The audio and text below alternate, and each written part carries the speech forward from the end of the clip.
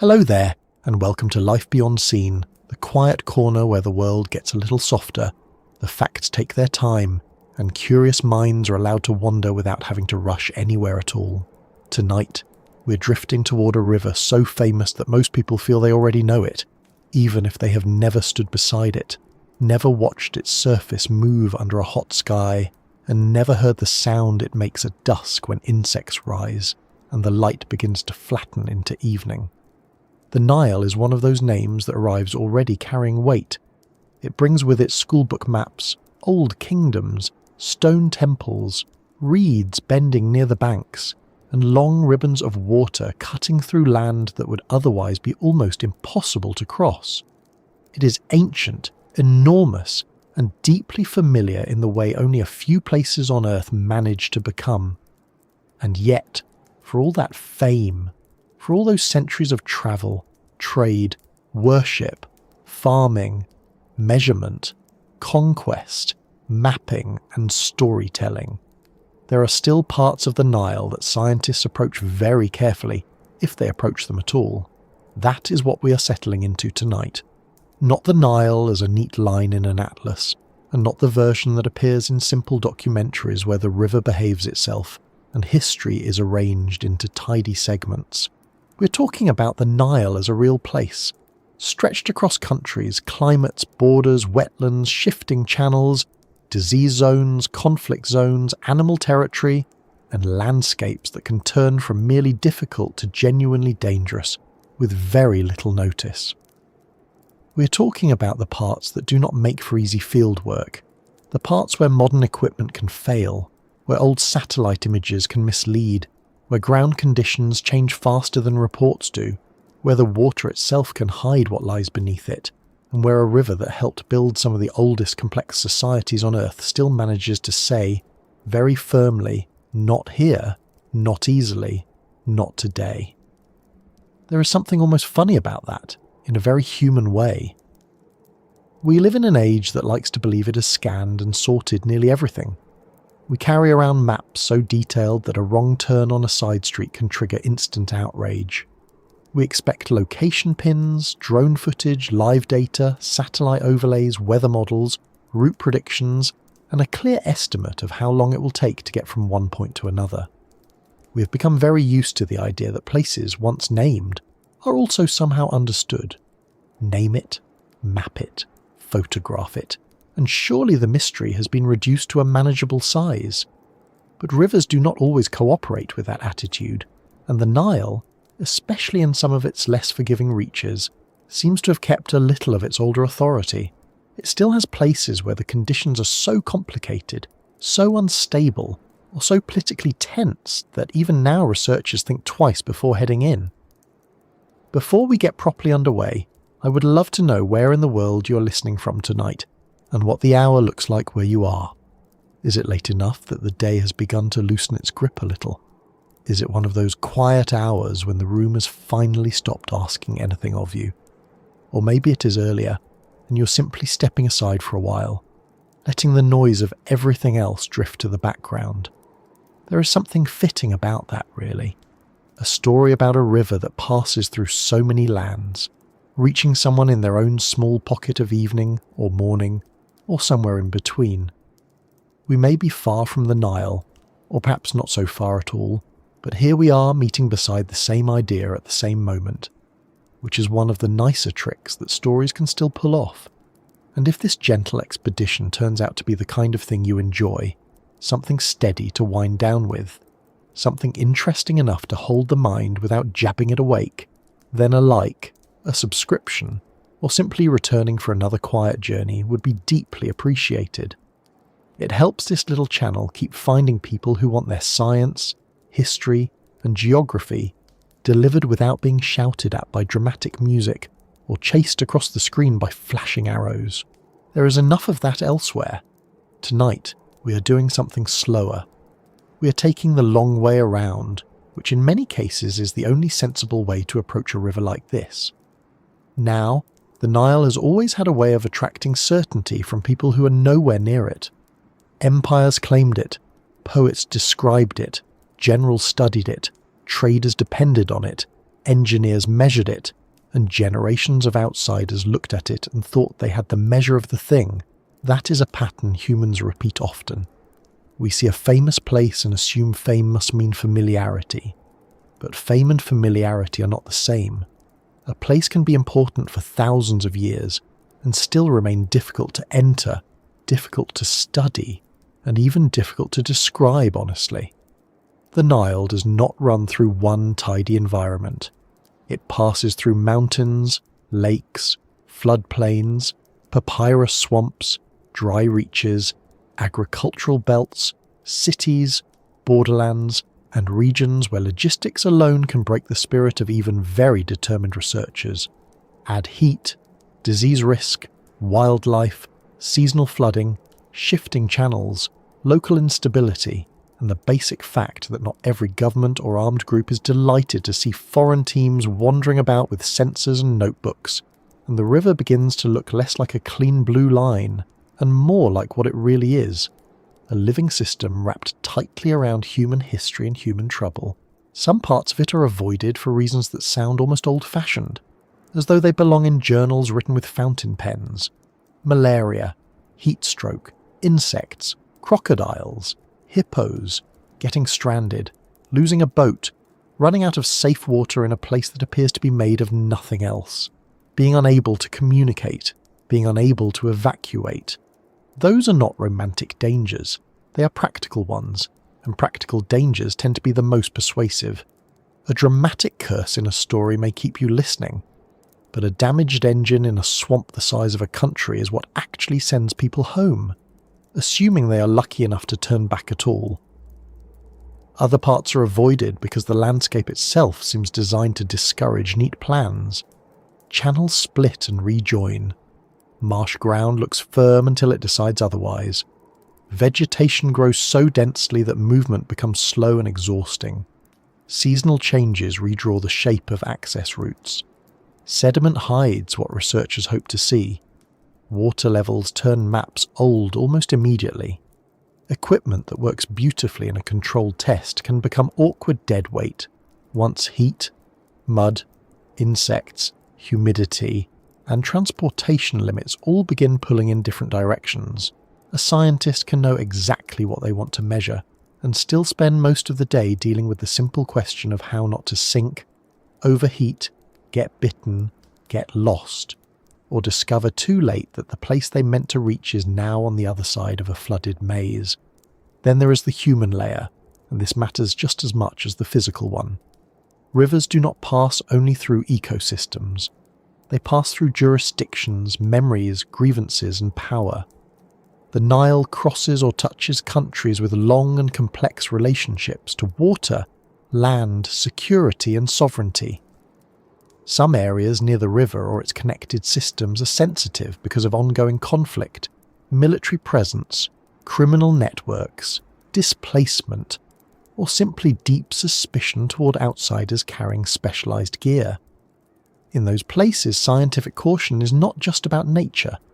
It is about politics, permission, local partnership, and knowing that knowledge itself can be treated as valuable, intrusive, or dangerous depending on where you stand.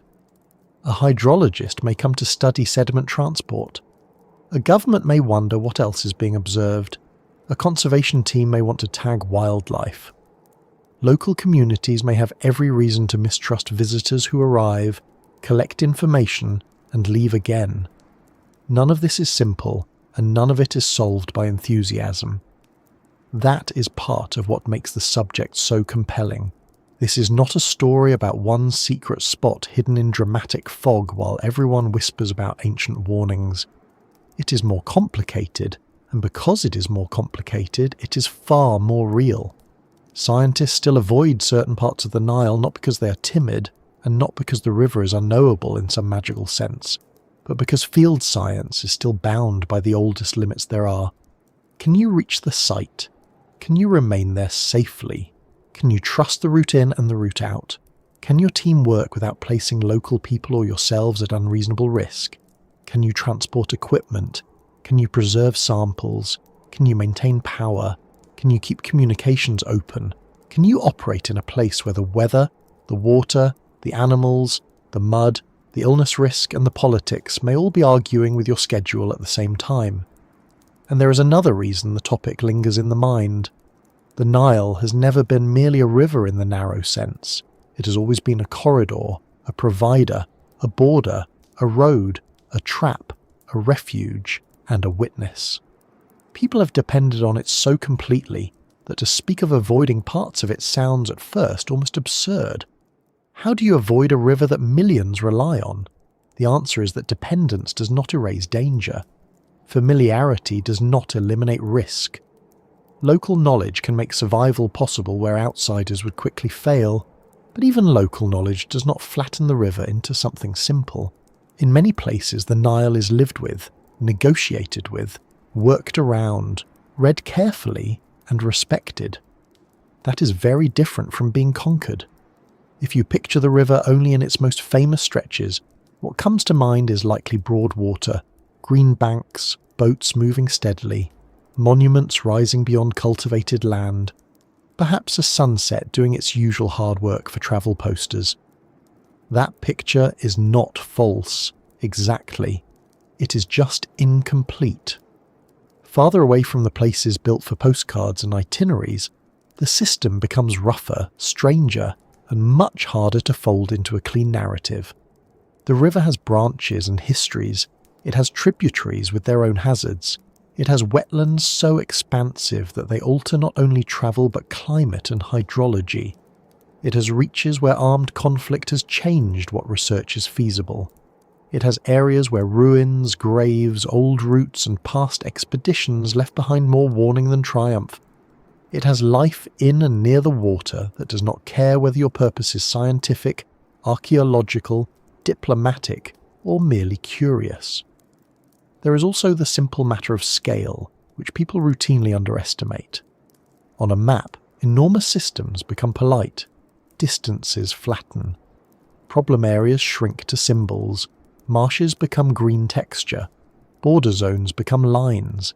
An inaccessible region can look like a short hop between two named places, but on the ground, especially in conditions of heat and unreliable transport, those distances regain their full personality. They become tiring, slow, expensive, uncertain, and very real.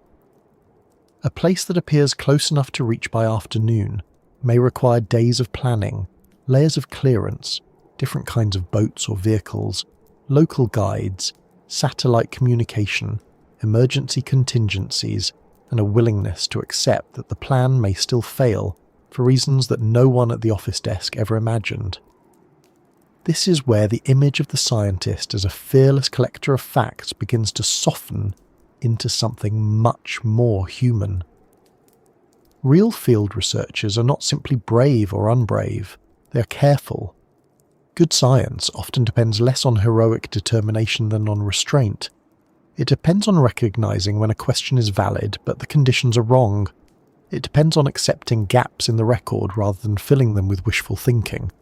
It depends on understanding that no data point is worth a preventable death, and that some locations will remain understudied not because no one cares, but because caring responsibly means backing off. There is a humility in that, and perhaps that is one reason subjects like this continue to draw us in. They remind us that there are still edges, even now. Not empty edges, not blank spaces in the old colonial sense, but edges where knowledge meets cost and has to negotiate. The Nile is especially good at forcing that negotiation because it sits at the intersection of so many kinds of importance at once.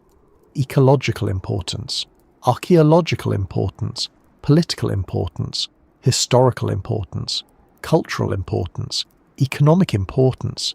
If a scientist wants to study water flow, fish populations, sediment history, disease vectors, ancient settlement patterns, wetland loss, climate effects, crocodile behaviour, or anything else connected to the river, they're rarely dealing with just one topic.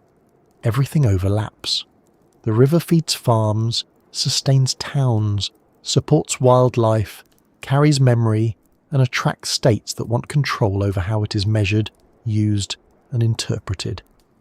Every observation can sit inside larger arguments about access, rights, territory, development, heritage, and and security. That does not mean the river is sealed shut. Quite the opposite.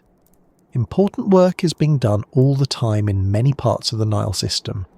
Researchers do go out, data is gathered, wetlands are studied, wildlife is tracked, archaeological surveys happen, hydrology is monitored, local and international teams work together. But the fact that research happens in some zones makes the avoided zones even more interesting, because they reveal the true limits. They show us where technology and planning still meet resistance. They show us where a satellite image is not the same as boots on the ground. They show us where the world remains irregular, where local conditions keep the upper hand, and where a river famous for giving life can also be exhausting, hazardous, and very difficult to read.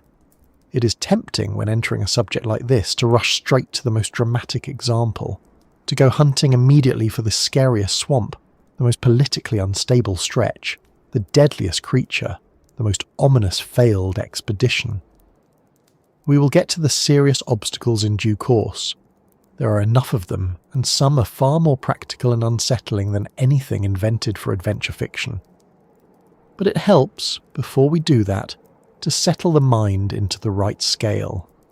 The Nile is not a single neat mystery with one locked door. It is a chain of environments and human situations, each one changing the terms of what science can do. Some places keep researchers away because the ground itself becomes a problem. Some because the water hides more than it reveals. Some because disease risk remains high. Some because the nearest help is very far away. Some because armed men, not crocodiles, are the bigger concern. Some because the past is buried under silt, vegetation, or bureaucracy. Often, several of those reasons are stacked together. So, as we ease into this river's more difficult personality, it may help to set aside the polished version of the Nile for a little while. The polished version is useful, but it's only one face among many. The one we're concerned with tonight is the face that field teams know from planning documents, local briefings, weather reports, transport headaches, and uncomfortable conversations about whether a mission is actually worth attempting. It is the face of a river system that still resists being fully handled, not because science is weak, and not because the river is mythical, but because the world remains physical, political, and uneven in ways that no amount of confidence can erase. And once you begin looking at the Nile this way, as something broader and less obedient than its reputation suggests, a quieter question starts to form beneath the obvious one. It is not only why scientists avoid certain parts of the Nile, it is also why the rest of us are so surprised that they do, perhaps because we have grown used to the illusion that famous places are finished places, documented, interpreted, safely contained in books and footage. Yet the Nile, even now, keeps reminding people that a place can be central to civilization and still be difficult to enter on its own terms. It can be written about constantly and still withhold direct access. It can sit at the heart of human history and still remain in specific stretches muddy, hazardous, politically tense, biologically crowded and resistant to tidy explanation.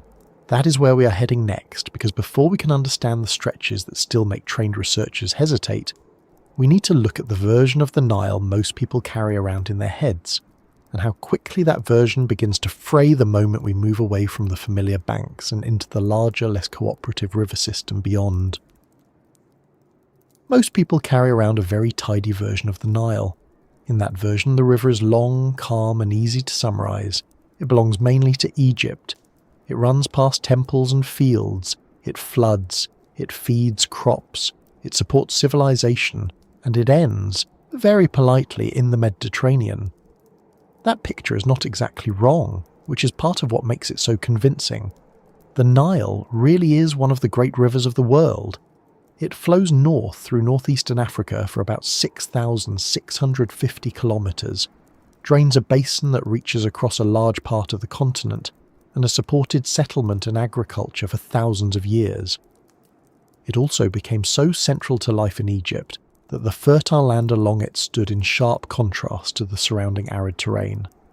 Still, the Nile most people think they know is often less a real river system and more a cultural shorthand. It arrives in the mind pre-packaged with pyramids, papyrus, broad green banks, and a strip of life cutting through desert. Even the name feels settled, as though it refers to one single thing that can be followed cleanly from source to sea. But the actual Nile is not one simple thread. Britannica describes it as being formed by three principal streams: the White Nile, the Blue Nile, and the Atbara. Its basin includes parts of Tanzania, Burundi, Rwanda, the Democratic Republic of the Congo, Kenya, Uganda, South Sudan, Ethiopia, Sudan, and the cultivated part of Egypt. That alone is enough to start loosening the neat version many people hold in their heads. The familiar schoolbook image tends to flatten this complexity into a single blue line. On paper, that line looks obedient. It suggests continuity, almost simplicity. Follow the river from the south, pass through Sudan, continue into Egypt, reach the delta, finished. But maps are skilled flatterers. They make distance seem manageable, terrain seem neutral, and whole worlds of logistical misery disappear into thin cartography. A wide marsh turns into a coloured patch. A canyon becomes a contour. A politically tense crossing becomes a line with a label. Even the delta, which many people imagine as a generous fan of life at the river's end, carries modern vulnerabilities of its own, including erosion and saltwater intrusion that threaten a region where many of Egypt's crops are cultivated. Part of the reason the simple Nile remains so durable is that Egypt's section of the river has always held an outsized place in the global imagination. Ancient Egypt was one of the first civilizations many people learn about in school, and the Nile is presented quite rightly as essential to that story. The dark, fertile soil deposited by the river's historical flooding helped sustain agriculture and dense settlement in a landscape otherwise dominated by aridity. Ancient Egyptians tied the river to myth as well as survival, and later observers from Greece and Rome treated it with a mix of fascination and confusion, especially because it flowed from south to north and flooded during the hottest part of the year. That is where the tidy version gets a great deal of its confidence. It borrows from one very powerful historical truth. Egypt depended on the Nile so thoroughly that the river became almost inseparable from the civilization it supported. Once that truth settles in, the mind tends to reduce the rest. The river becomes Egypt's river first and Africa's river second, when in reality the Nile basin sprawls across many countries and environments. The agricultural valley that most outsiders picture is only one stretch of a much larger system. Upstream lie lake regions, tributaries, floodplains, wetlands, seasonal rivers, canyons, and highland catchments that behave very differently from the postcard version near Luxor or Cairo. Another reason the known Nile feels so known is that people have been telling stories about it for an extremely long time. The river's source fascinated ancient writers. National Geographic notes that Ptolemy, writing in Roman Alexandria, placed the source far to the south in lakes near the so-called Mountains of the Moon. His ideas, although based on second-hand reports, remained influential for centuries. The ancient world did not treat the Nile as ordinary. It was famous, debated, and repeatedly imagined. When a place has been talked about for that long, familiarity begins to gather around it almost by force, even if direct knowledge remains patchy. There is also the matter of how the Nile is filmed, photographed, and marketed in modern culture. The river that gets shown most often is the river that cooperates with a camera. It is the cruise ship Nile, the temple-side Nile, the sunset Nile, the version that seems to move at the pace of a thoughtful documentary voice. No one builds a tourism industry around the phrase unpredictable seasonal hydrology and difficult upstream access. They prefer feluccas, columns, and evening light. That is not deceitful so much as selective. Human beings are always editing. We show the parts of a place that fit our needs and quietly crop out the rest, including whatever bites, floods, collapses, or requires 7 permits and a backup engine. The known Nile also feels singular because its name is singular. We say the Nile as if that settles the matter. We rarely say, in ordinary conversation, that the White Nile has a very different character from the Blue Nile, or that the Atbara behaves differently again. Yet these distinctions matter.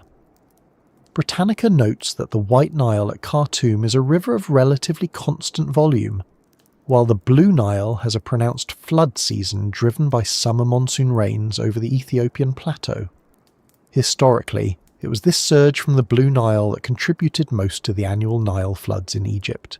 The Atbara also rises and falls rapidly, becoming a large muddy river in flood and shrinking dramatically in the dry season. Once those tributaries come into view, the river begins to lose its tidy outline and recover its real personality. The White Nile is often described as broad and placid in some stretches, with swamps and shallow valley conditions that encourage evaporation and seepage. The Blue Nile descends from the Ethiopian plateau, runs through deep ravines and a canyon in places, and carries the seasonal force that historically transformed downstream conditions. The Atbara is even more dramatic in its swings, surging in flood and becoming much less substantial outside that period. A river system made from such different components is never going to behave like a single unchanging ribbon, no matter how often we reduce it to one in an atlas. Then there is the problem of sequence. The ordinary mental picture tends to start with Egypt and work backward only if necessary. It begins where the monuments are. It begins where the river's importance is easiest to see in stone, grain, and historical memory. But hydrologically, culturally, and geographically, that is only the downstream end of a much larger story. The basin includes highland rainfall systems, lake-fed inputs, tributary regimes, and enormous wetland zones. To imagine the Nile only as the waterway of ancient Egypt is a bit like looking at the mouth of a great river and deciding you have understood the mountains, forests, and storms that feed it. It is a very human shortcut, and not a very good one. The annual flood is another place where the known Nile becomes too smooth. People often learn one version of it. The river flooded, the flood renewed the soil, agriculture prospered, civilization followed. That broad statement is true enough to survive in classrooms, but on closer inspection it is a story of timing, tributaries, and regional differences. The Blue Nile's monsoon-driven flood pulse historically supplied most of the surge that reached Egypt, while the White Nile's steadier flow played a different role. And in modern times, the Aswan High Dam changed the old flood pattern by allowing control of the river's flow. So even one of the Nile's best-known characteristics, the famous flood, turns out to be less a single event than a managed and historically variable system with important upstream origins. That shift matters because it reveals something larger. The Nile we think we know is often a downstream effect wearing the clothes of a whole explanation. We see the Egyptian field and forget the Ethiopian rain. We see the broad valley and forget the wetlands upstream that slow, spread, and alter movement of water.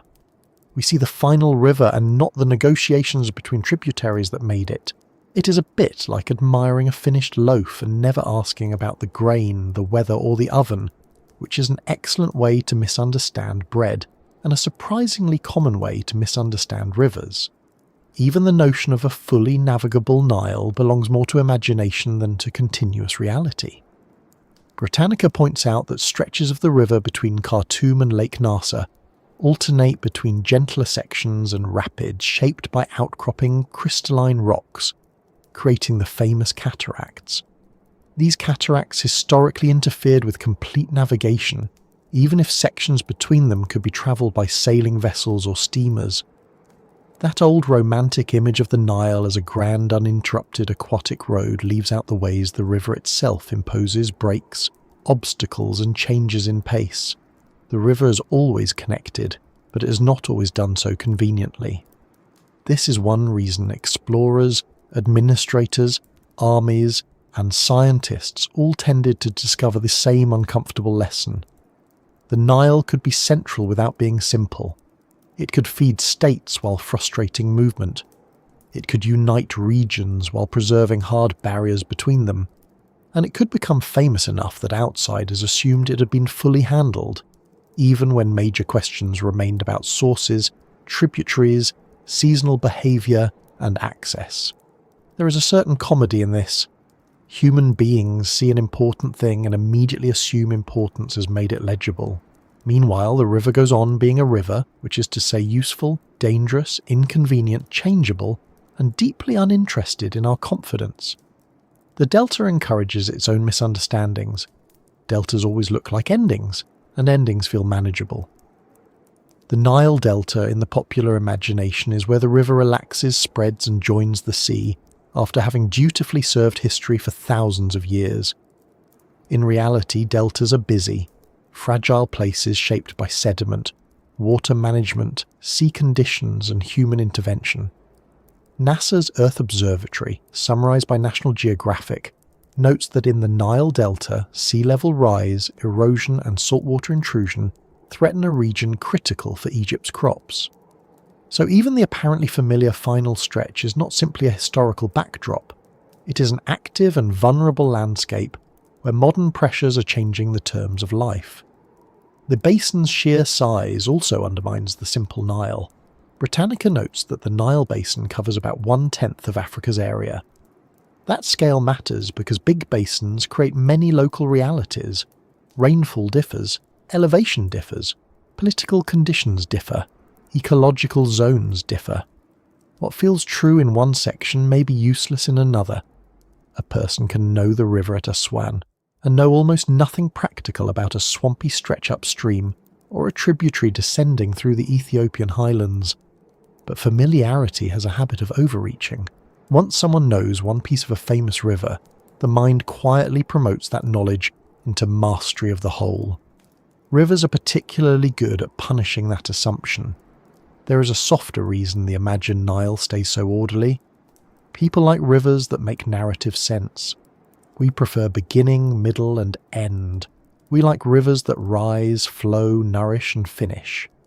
The actual Nile resists that neatness, because it is not just a river, but a system layered with long human use and uneven geography. It passes through cultivated belts, but also through places where rainfall is negligible, through stretches broken by rapids, through lakes and engineered reservoirs, and through environments where water can be lost to evaporation and seepage on a large scale. The known Nile smooths those rough edges, because stories are easier to tell when a river behaves like a sentence and not like an argument, and yet the argument is precisely what makes the river interesting. Once you stop treating the Nile as a single iconic corridor, and start seeing it as a basin of different regimes and landscapes, the later difficulty makes much more sense. Of course, some parts are hard to study. Of course, some sections are still avoided. A river that depends on multiple major tributaries, crosses many countries, includes swamp zones and canyon systems, and moves through both densely inhabited and difficult terrain was never going to become fully transparent just because it is famous. Fame can hide difficulty as effectively as obscurity can. This is also where the phrase, "the Nile we think we know," becomes more than a literary convenience. It points to a real mismatch between recognition and understanding. Recognition is easy. Almost everyone has heard of the Nile. Understanding is much slower. It requires admitting that the river most often represented in culture is only one version among several.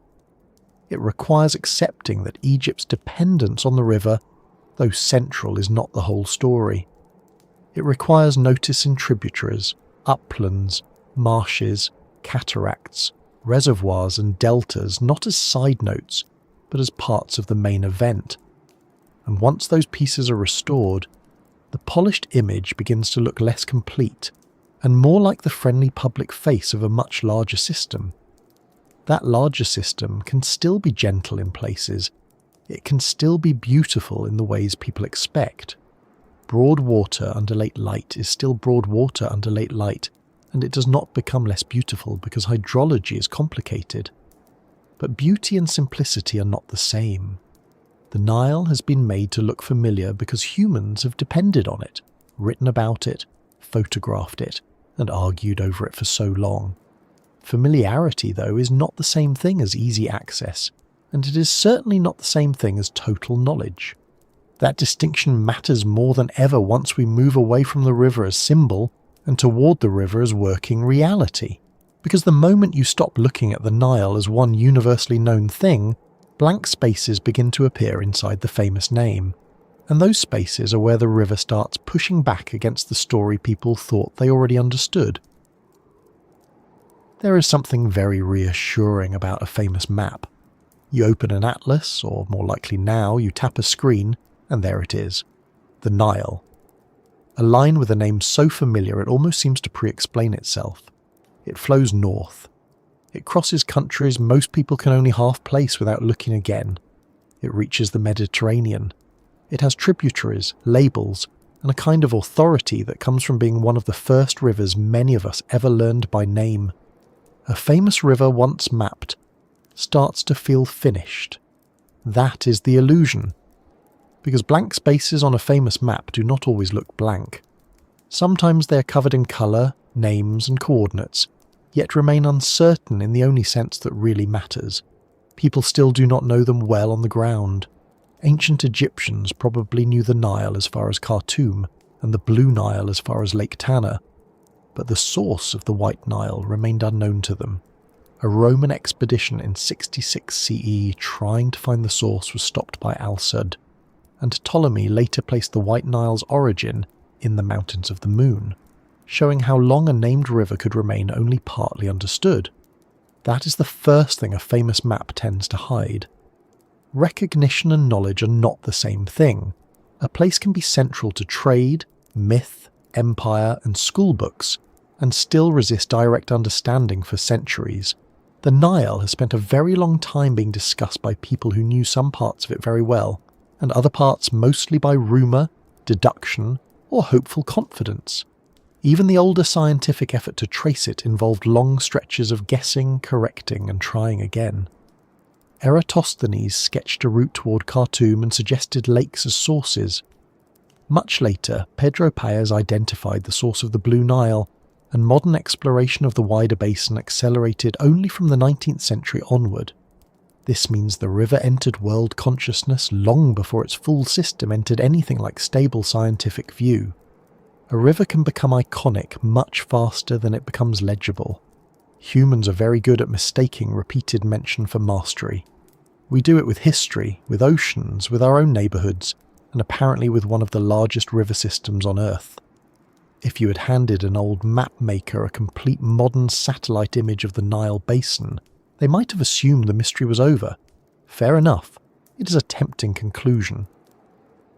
We now have orbital views, hydrological models, remote sensing, and databases large enough to make earlier generations of explorers collapse into a chair and ask for a very long nap. Yet even with all of that, some parts of the basin remain the scientific equivalent of a squint. The Nile Basin Initiative's Wetland Inventory and Mapping project was created specifically to inventory and map wetland resources across the basin using GIS and remote sensing, and the report states plainly that, despite producing useful outputs, the work had to be seen as a top-level overview and a starting point for smaller-scale, more detailed assessments. That is a polite institutional way of saying, this is useful, but do not kid yourself. The basin is vast and the details are hard. Large famous systems do not become simple just because the tools improve. They merely become measurable in more sophisticated ways, which is not at all the same thing as becoming easy. And scale is part of the trick. The Nile Basin covers roughly 3.35 million square kilometres, or about 1/10 of Africa, spanning multiple countries and very different environmental settings. Over the period studied by the US Geological Survey, the basin also showed strong spatial differences in water balance, with some upstream countries showing positive balance, while several downstream countries showed negative balance. That is the kind of fact that sounds technical, until you realise what it means in plain terms. This is not one uniform ribbon behaving the same way from one end to the other. It is a large, uneven, changing system. But a map, especially a clean modern one, encourages the opposite feeling. It flattens mountains, calms floodplains, tames wetlands, and turns regional trouble into labels. You can look at the basin in 2 seconds and come away with the deeply misleading impression that seeing it is almost the same as understanding it. That is one of cartography's more charming bad habits. It is both helpful and a little overconfident. The clearest example of these hidden blank spaces is the Sud in South Sudan, because the Sud has been defying tidy lines for a very long time.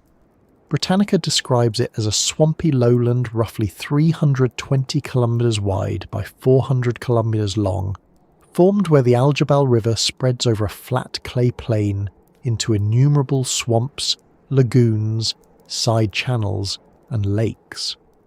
The same source notes that tall papyrus, aquatic grasses, and water hyacinth further slow the river, that more than half the Aljabal's water is lost there through evaporation, and that the Sud presents an almost impenetrable barrier to navigation. Even the name comes from Arabic for papyrus or obstruction, which is about as honest a geographical label as one could hope for. It is difficult to imagine a place less interested in becoming a neat blue line. If a conventional map says, "Here is the river," the Sud replies, "that depends what you mean by here, and also by river." Now that kind of wetland disorder would already be enough to make things awkward, but modern science adds a more subtle embarrassment. Even from space, the Sud does not always behave in a way that lets researchers draw simple conclusions. A 2021 hydrologic modelling study based on satellite data states that delta uncertainty limits model complexity in the Sud wetland, that the connectivity of wetland areas is difficult to discern from MODIS imagery, and that the study had to combine limited in situ data with satellite-based estimates to build a workable model. It also notes that remotely sensed information remains highly uncertain and somewhat inconsistent in terms of the Sud water balance, and that one major challenge is distinguishing areas that are physically connected from those that are not hydrologically connected to the main water body regulating outflows. That is not the language of a river that has been fully pinned down. It is the language of careful people trying to be accurate in a place where accuracy itself keeps sinking slightly into the marsh. So when we talk about blank spaces on a famous map, we're not talking about the old explorer fantasy of untouched emptiness waiting for a dramatic boot print. We're talking about places where the lines exist, but the confidence behind them thins out. The outer shape may be known, the broad hydrology may be modelled, a satellite may pass overhead right on schedule like a very punctual bird with excellent funding, and yet the specific question a scientist actually cares about may remain annoyingly hard to answer. Which channels are active right now? Which flooded areas are connected to the main flow and which are not? How much water is being stored? How much is being lost? What route is safe this season? Which observations can be verified on the ground? Which can only be inferred? A map can show the skeleton of a place while hiding almost all of its daily temperament. Human beings are also like this, but rivers are less apologetic about it. There is another way blank spaces appear, and it has to do with time rather than location. A map suggests permanence. It implies that what is visible now will remain legible long enough to be useful. But parts of the Nile basin are not only difficult, they're unstable in the practical sense. NASA reported that in 2021, seasonal rains in South Sudan swelled rivers and wetlands to the highest levels observed by satellites in decades, and that the flooding persisted for months, affecting more than 800,000 people and displacing more than 200,000. When a wetland system expands like that and stays expanded, the problem is not merely that it is hard to traverse. The very terms of observation change. Routes disappear, settlements are cut off, ground truth becomes harder to obtain. Yesterday's assumptions become today's bad planning. A map may still look beautifully composed while the actual landscape is busy rearranging itself in ways that matter very much to anyone trying to work there. This is one reason the blank spaces of the Nile can be so misleading to outsiders. They do not always announce themselves as unknown. They often present as overknown. The river is on every educational diagram. National Geographic's own teaching material describes it as having provided fertile land, transportation, food, and fresh water to Egypt for more than 5,000 years, and notes that most of Egypt's population still lives along its banks. All of that is true, and all of it helps keep the Nile in the category of very familiar. But a familiar downstream narrative can hide upstream complexity remarkably well. It can make the basin feel singular when it is multiple, feel stable when it is seasonal, and feel mapped when in many places it is only broadly mapped. There is no malice in that.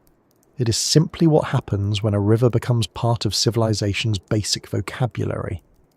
Once a place enters the syllabus, people assume the quiz has already been graded. The old blank spaces on Nile maps used to gather around the source. That question obsessed empires, geographers, clerics, soldiers, and people who apparently enjoyed malaria more than most of us do. The modern blank spaces are often different. They gather around access, variability, and ground conditions.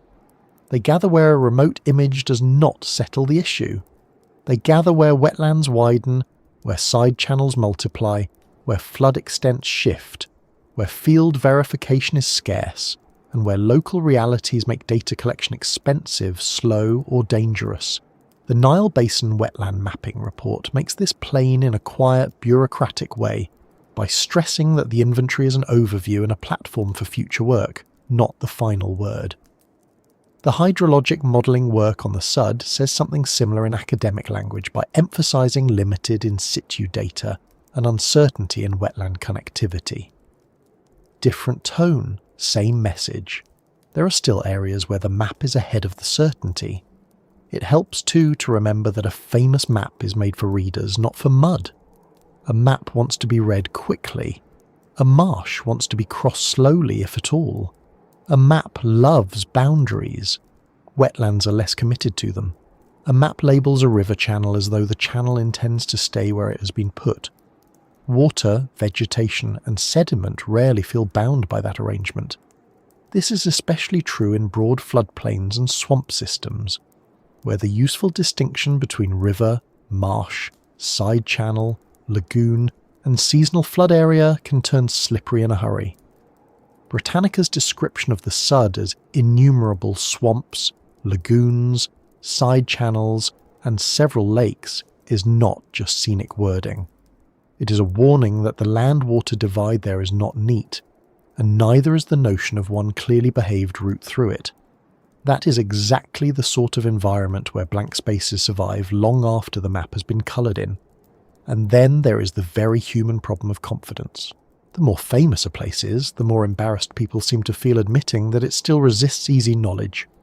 No one is shocked to hear that a remote unnamed swamp is hard to study, but say that parts of the Nile remain difficult to map in detail, difficult to model cleanly, difficult to verify on the ground, and difficult to access consistently, and some part of the modern mind protests. Surely not the Nile. Surely not one of the great rivers. Surely not in the age of satellites. But the evidence keeps refusing to flatter us. The USGS work on basin-scale sources and sinks depends on multi-source climate and remote sensing datasets, precisely because the basin is so large and uneven. The SUD study explicitly says uncertainty limits model complexity. NASA's flood reporting shows how conditions can surge beyond normal expectations. The river is not defying science. It is simply bigger, messier, and more changeable than prestige would prefer. There is something healthy about that, I think. Irritating, yes, especially for anyone carrying delicate equipment into a wetland that appears to have been designed by a committee of reeds, heat, and inconvenience. But healthy. It reminds us that a named place is not the same thing as a solved place. It reminds us that a map is a tool, not a victory parade. It reminds us that science is not at its best when it pretends certainty, but when it describes uncertainty honestly and keeps working anyway. In the case of the Nile, the honesty is unusually important because the river matters so much. It matters to hydrology, archaeology, conservation, agriculture, regional politics, and the daily lives of millions. A false sense of completeness would be far more dangerous than admitting there are still hard-to-read sections in the system. A famous map with a few surviving blanks is more useful than a perfect-looking lie. So the blank spaces on a famous map are not really spaces at all.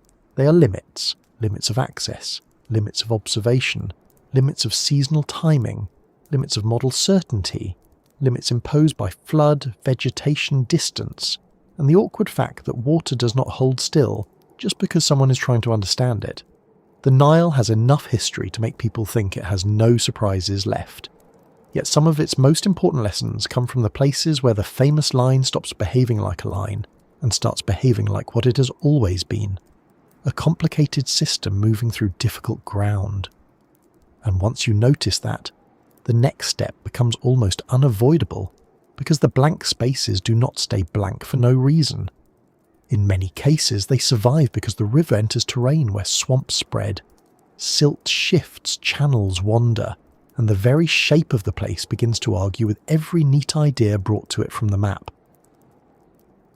Once the map begins to blur a little, the next thing that comes into view is movement. Not the grand, simple movement of a river flowing from one place to another, but the much messier kind. Water spreads, mud settles, vegetation thickens. A channel that looked clear in one season becomes awkward in the next. A route that worked last year becomes shallow, clogged, split, or lost under floodwater. This is one of the main reasons certain parts of the Nile remain so difficult for researchers. The river does not only flow, it rearranges. In some sections it does so slowly enough that people can pretend it is stable. In others, it behaves like a long argument between water, sediment, plants and gravity, with no interest in making things convenient for anyone carrying scientific instruments. The clearest place to start is the Sud in South Sudan, because the Sud is where the Nile stops looking like the kind of river people draw from memory. Britannica describes Al Sud as a swampy lowland about 320 kilometres wide and 400 kilometres long, drained by headstreams of the White Nile, where the Al Jabal River overflows across a flat clay plain and forms innumerable swamps, lagoons, side channels and lakes. That description matters because it captures the real problem. A river channel is one thing. A landscape of channels, pools, floating vegetation, swamp belts, and seasonal flood zones is another entirely. In that sort of place there is no single neat track to follow. There is only a broad wet region that can absorb your assumptions one by one, until even basic movement becomes slow, uncertain, and tiring. And the Sud is not merely large. It is hydrologically greedy in a way that changes the whole character of the White Nile. The Nile Basin Wetland Inventory reports that the Sud plays an important role in storing floodwaters and trapping sediments from the Bahr el Jebel, and that roughly 55% of the water entering the area is lost to evapotranspiration. The same report notes that water levels can fluctuate by up to 1.5 metres depending on seasonal flooding. That means the region does not just slow the river down, it spreads it, stores it, filters it, and sends less of it onward than arrives. For field science, that translates into a place where water is everywhere, but dependable movement is not. There is a special irritation to that kind of environment. It gives you abundance in the least helpful form possible. That filtering effect also helps explain one of the major contrasts inside the Nile system. Cambridge's overview of the basin notes that the White Nile provides much of the low-season flow to the Nile but very little sediment, while the Blue Nile and Atbara together provide most of the flood flow and much of the sediment. In plain terms, the White Nile often behaves like a steady supplier of water, and the Blue Nile and Atbara behave more like energetic seasonal deliverers of mud, force and trouble. The contrast is so sharp that even older observers noticed it immediately. One channel arrives through marshes and losses, the other comes charging down from the Ethiopian highlands with the sort of energy that does not need much introduction. Scientists working across the basin have to treat these systems almost like different temperaments inside the same family. The Blue Nile's contribution matters here because silt is not some decorative side note in Nile history. It is one of the reasons the river has always been both useful and difficult. Britannica notes that the Blue Nile has a pronounced flood season from late July to October, caused by summer monsoon rains over the Ethiopian plateau. and that historically this surge contributed most to the annual Nile floods in Egypt. The Atbara behaves similarly in broad outline, rising and falling rapidly and becoming a large muddy river in flood. Cambridge's basin summary adds that the Blue Nile and Atbara together provide much of the Nile's sediment load. So when people imagine the Nile as a calm and ancient ribbon, they're often forgetting that a large part of its working character has always depended on seasonal pulses of water, carrying immense amounts of suspended material from upstream. It is a beautiful river, yes. It is also, at times, a moving delivery system for soil. That suspended material has consequences everywhere downstream. Sediment makes floodplains fertile, but it also clouds the water, fills channels, alters bed levels, chokes infrastructure, and changes the geometry of the river itself. A study on sediment concentration in the Blue Nile Basin notes that this region is especially difficult because concentrations decrease for a given discharge as the rainy monsoon season progresses. That sounds technical, but the underlying point is simple enough. Sediment transport is not only heavy there, it is variable even within the flood season. The river does not just bring mud, it changes the amount and behaviour of that mud through time. Anyone trying to sample, model or navigate such a system is dealing with a moving target. It is difficult enough to measure a fast river. It becomes much harder when the river is also changing what it carries from week to week. Then there is the matter of channels not staying where people would prefer them to stay. This is not a dramatic exception. It is basic river behaviour, especially on low-gradient floodplains and alluvial fans. Research on the Saqqara-Memphis floodplain found a complex history of aggradation and degradation, tied to Nile floods and climate, with periods when the floodplain was occupied by swamps and anastomosing channels, followed later by a more stable meandering system with levees and flood basins. The same study found that the Nile channel in that area shifted eastward over about 500 years during the Old Kingdom at a rate of roughly 1.64 kilometres per century. That is a useful reminder that even the better-known Lower Nile has not spent history sitting politely in one place. It has migrated, built up silt, cut down again, and left settlements dealing with a floodplain that was never as fixed as hindsight makes it look. Those changes add up in ways that matter to science. The Saqqara study also reports measurable siltation rates in the floodplain, with about 0.172 metres per century from the Old Kingdom to the Late Period, and about 0.31 metres per century from the Late Period to the present. That means the ancient landscape archaeologists hope to reconstruct is often buried beneath later layers of alluvium, sometimes much deeper than earlier assumptions allowed. So even when the Nile is not preventing access with swamp or flood, it may still be hiding evidence under centuries of deposited sediment. A site that appears straightforward from the surface can turn out to be deeply entangled with channel migration and floodplain build-up. Rivers are excellent at archiving their own mischief in layers of mud. Unfortunately, they are less generous about providing an index. Farther upstream, the Blue Nile's own history shows just how much channels can wander when sediment is plentiful and gradients encourage deposition. A Cambridge chapter on the Jazeera, Alluvial Fan and Blue Nile Paleo channels describes the Blue Nile as a bedload river that aggraded its fan with multiple distributary channels, transporting and depositing coarse sediment across it. Even without the full chapter in hand, that summary tells us something important. The river did not always behave as one fixed thread. It spread sediment across a fan through more than one route, leaving paleo channels behind as evidence of earlier positions and earlier patterns of flow. For a geomorphologist, that is fascinating. For anyone hoping rivers naturally stay put once named, it is mildly disappointing. The Blue Nile has a long record of preferring options. This is why shifting channels are such a headache for modern fieldwork. A channel is not only water, it is a moving line of access, hazard, and interpretation. If a river has built abandoned channels, flood basins, swamp belts, levees, and sediment lobes over long periods, then the present landscape becomes difficult to read quickly. What looks like dry ground may be a recently abandoned path of water. What looks like a straightforward route by boat may choke with vegetation, shoal unexpectedly, or connect poorly to the main flow. And what looks from satellite imagery like one continuous wet zone may contain areas that are not hydrologically connected in the way a model needs them to be. That exact problem appears in recent hydrologic work on the Sud, where researchers found that connectivity of wetland areas is difficult to discern from MODIS imagery. In other words, even from above, the river system can bluff.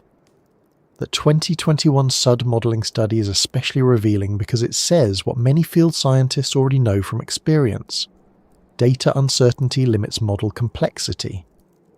The study combined limited in situ data with satellite-based estimates of inundation, precipitation, and evapotranspiration, and concluded that remotely sensed information is uncertain enough to limit how elaborate a useful hydrologic model can be. It also found that a major challenge lies in distinguishing wetland areas that are physically connected from those that are not hydrologically contributing to the main body regulating outflows. This is the sort of sentence that sounds dry until you imagine the practical meaning. Two patches of floodwater can look like neighbours and behave like strangers.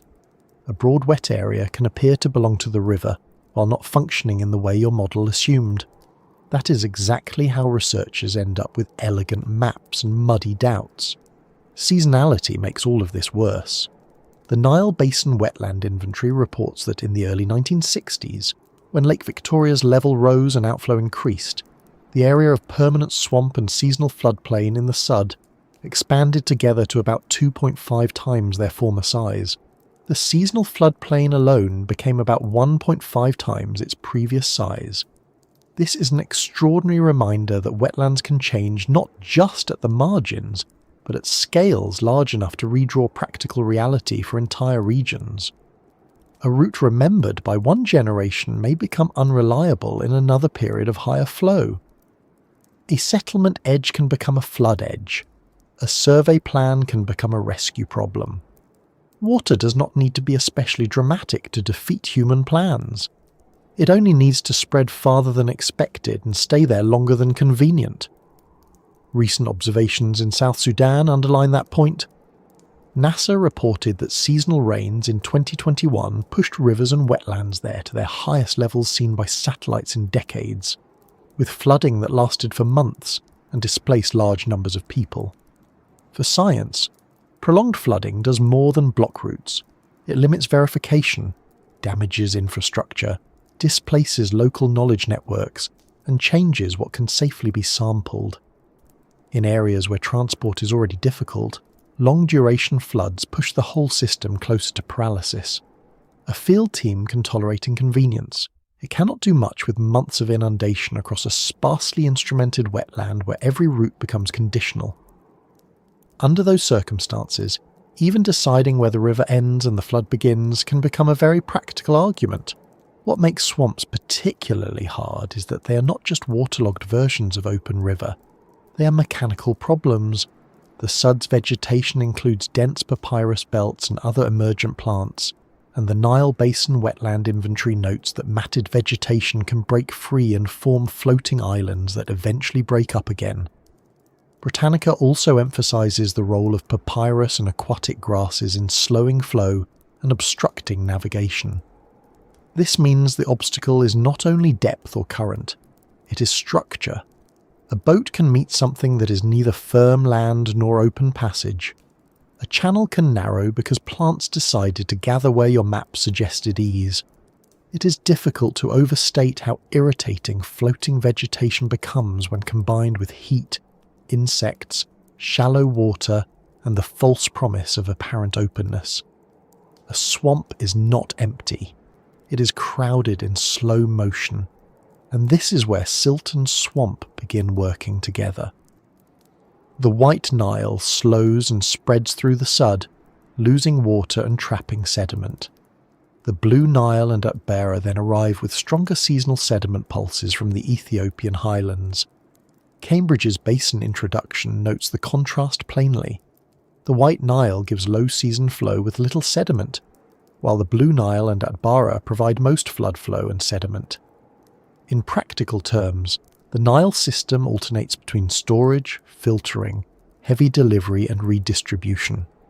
Some reaches calm the river down, others load it up. Some trap material, others carry it forward in suspension or as bed load. Put all of that across a basin spanning varied climates and landscapes, and the result is not one stable hydraulic personality but several. That is one reason scientists avoid speaking too casually about the Nile, as though every part behaves like every other. It does not. It really does contain multiple rivers under one famous name. There is also a quieter point worth making. Swamps, silt, and shifting channels do not merely frustrate modern researchers. They help explain why older attempts to master the river were so partial. Ancient and early modern observers could know certain stretches intimately and still fail to grasp upstream behaviour. Even today, with remote sensing and basin-scale mapping, major wetland inventories present themselves as overviews and starting points for finer work rather than final answers. That is not a failure of science. It is what honest science sounds like in a river system this large and this variable. The Nile is measurable, but not all at once, and not with equal confidence everywhere. Any place where water moves through wet ground, sediments rework the bed, and channels shift across time will preserve some uncertainty, no matter how many layers of data are stacked on top of it. So when scientists hesitate around certain parts of the Nile, they are not only worrying about distance or bureaucracy, they are also worrying about the river's own habit of refusing fixed answers. The ground may be wet in one season and impassable in another. The channel may be broad but shallow, visible but clogged, mapped but no longer reliable. Sediment may hide what needs to be found or move enough to make last year's assumptions useless. A river this old has had a very long time to practice rearranging itself, and it has become extremely good at it. Which brings us naturally to another difficulty, because once water slows, spreads, clouds, and hides its margins so effectively, it also becomes excellent habitat for animals that do not care at all whether the people arriving are tourists, hydrologists, or convinced that their field schedule looked very sensible back at the office. By the time the river has spread into marsh, hidden its edges under reeds, and turned the water the colour of stirred tea, another problem begins to feel much more immediate. It is not only that the ground is unreliable or that the channels shift, it is that the river is still alive in a very literal sense, and some of the animals living in it are perfectly adapted to the exact conditions that make human fieldwork awkward. Murky water is annoying for a researcher, but it is excellent for an ambush predator. Dense vegetation is frustrating for navigation, but very useful if you prefer to remain unseen until the last possible moment. A broad wetland with side channels, flood basins and cut-off pools can look like a puzzle to a scientist and like home to everything already living there. That is one reason certain parts of the Nile make researchers uneasy. They are not dealing with empty water. They are entering somebody else's hunting ground, somebody else's resting ground, somebody else's route to food, shelter and survival. The animal most people think of first is the Nile crocodile, and that instinct is not misplaced. Britannica describes the Nile crocodile as a species inhabiting freshwater lakes, rivers, swamps, and even brackish waters across parts of Africa and Madagascar, and notes that it is the largest crocodile in Africa and one of the largest living reptiles. Adults can be very large, with exceptional individuals reaching about 6 meters in length, and the species is an apex predator with a reputation reinforced by hundreds of documented attacks on people and livestock each year. That matters in a river system like the Nile because it means the danger is not tied to one neat habitat. Crocodiles are not restricted to some dramatic cave that a field team can simply avoid. They belong to the same kinds of water bodies that scientists need to sample, cross or work beside.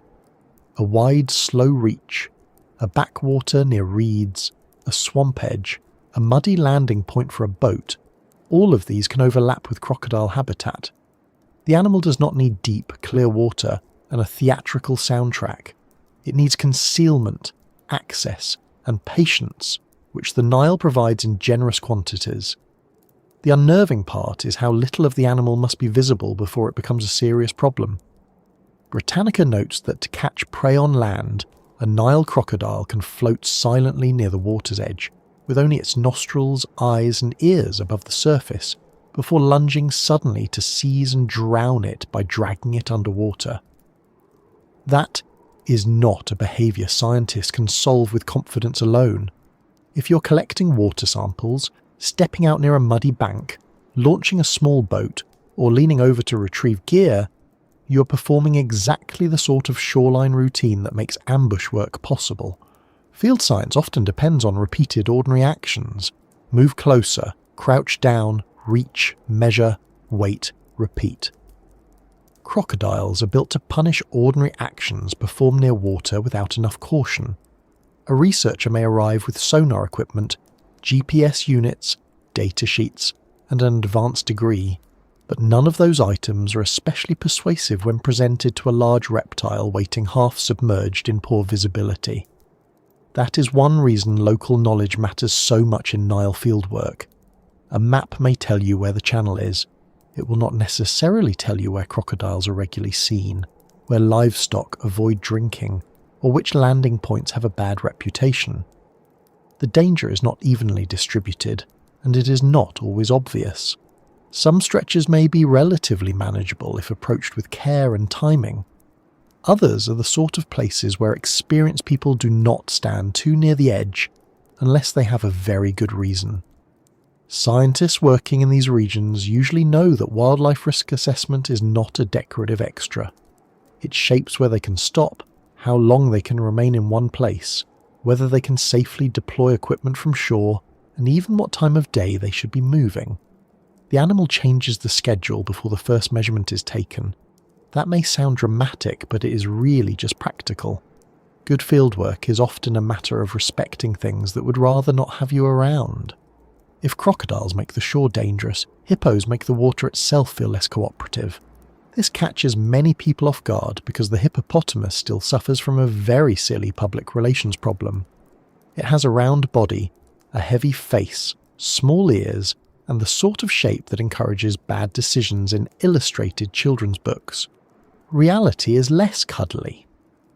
Britannica explains that hippos are well adapted to aquatic life, with the eyes, ears and nostrils placed high on the head so the rest of the body can remain submerged. Their ears and nostrils can close to keep out water, and their bodies are so dense that they can walk underwater while holding their breath for about 5 minutes. Another Britannica explanation notes that hippos are dangerous primarily because of their territorial nature, especially in their aquatic habitats. So while a hippo may appear to be loafing in warm water and minding its own business, it is in fact a very large territorial mammal positioned exactly where scientists are often trying to pass. That territorial behaviour matters enormously for river work. Britannica notes that most hippo aggression is display, splash, noise, bluff charges, and tooth showing, but actual combat can occur between males, and attacks on small boats are thought to be anti-predator behaviour, with the animals mistaking boats for crocodiles. That is a fascinating explanation, and not at all comforting if you're the person in the boat. It means the danger does not depend on a hippo deciding to hunt you. A boat can become a problem simply by entering the wrong patch of water in the wrong way. In a river system where scientists often rely on narrow craft, canoes, or small motorboats to move through shallow channels and wetland corridors, that is not a minor concern. A territorial male in the water does not care how interesting your sediment corer is. He cares that something unfamiliar has entered a zone he treats as occupied. There is also the visual problem. Hippos are large, but they are often not visible in a fully helpful way. What you may see is a pair of ears, a little movement, a nostril flare, or perhaps what looks like an oddly placed rock until the rock snorts and disappears. Because most of the body remains submerged, estimating distance and intent is not always easy, especially in poor light or cluttered channels. A scientist trying to navigate reeds, mud, and floating vegetation does not always get the luxury of ideal sightlines, and in wetlands like the Sud, where permanent and seasonal aquatic systems support wildlife across open water, channels, lagoons, and floodplain habitats, an animal can move through the same spaces humans are using without announcing itself in any especially courteous manner. The river is not a laboratory tank with labels on the glass. It is a shared environment in which visibility often favours the animal over the observer.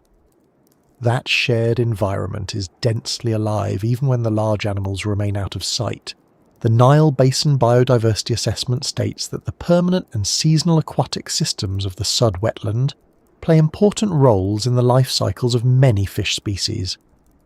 It lists important species from the seasonal floodplain habitat, including facultative air breathers such as Protopterus aethiopicus, Polypterus senegalus, Heterotis niloticus, Xenomystis nigri, Clarius garryepinus, Catenopoma muriae, and Parachana obscura, while lakes and perennial channels support species such as Synodontis shell, Synodontis frontosus, Ochenoglenis biscutatis, Alestis dentex, and Heterotis niloticus. This is important because it reminds us that the underwater world in these places is not sparse. It is structured, adaptive, and busy. Some species are built for low oxygen seasonal conditions. Some move through channels and lakes that persist year-round. The wetland is not just a difficult place for people to pass through. It is a place designed by water and time to support creatures that are much better at being there than we are. The air-breathing fish are especially revealing. In an environment where seasonal flooding expands and contracts, where isolated pools can form, and where oxygen conditions can become challenging. Fish that can supplement gill breathing by taking air from the surface hold a serious advantage. That is why species like lungfish and walking catfish turn up in these floodplain descriptions. To a scientist, they are fascinating examples of adaptation. To the broader story of why certain Nile regions are hard to work in, they tell us something else. They show how thoroughly the aquatic ecosystem has been shaped by unstable, swampy conditions. These are not animals of neat, clear, highly oxygenated channels alone. They belong to a world of floodplain variation, thick vegetation, warm shallow water, and seasonal shifts. In other words, they belong precisely to the same messy environments that make transport, sampling, and safety planning difficult for humans. Even the fish that are not dangerous in the obvious sense can complicate research. Nets, traps, and lines need to be chosen with an awareness of local species, habitat, and season. A channel full of fish life may look like excellent news for ecology, and often it is.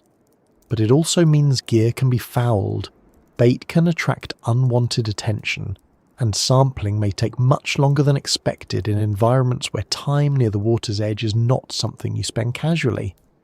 The Biodiversity Report notes that the Sud produced about 30,000 tonnes of fish in 2003 and had an estimated potential yield of around 75,000 tonnes per year, which gives some sense of how biologically productive the wetland can be. Productivity on that scale is wonderful for ecosystems and livelihoods. It also means a great many things are moving under the surface, feeding, spawning, hiding, and responding to flood pulses. For a field team, that turns every quiet channel into a place of biological traffic, not a calm, empty corridor. Some of the Nile's fish add a smaller but memorable layer of caution. Britannica notes that the electric catfish of tropical Africa and the Nile River can generate and control discharges up to about 450 volts, using this ability to defend itself and capture prey. No, this is not the main reason scientists avoid large parts of the Nile. No one is refusing a survey mission because they fear being dramatically zapped into a bush by a literary catfish. Still, it is a useful reminder that the river holds forms of life that are not only diverse but occasionally quite strange.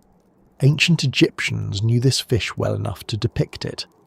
Modern biologists know it as one more example of how the Nile contains species that are adapted to their environment in ways outsiders may not fully expect.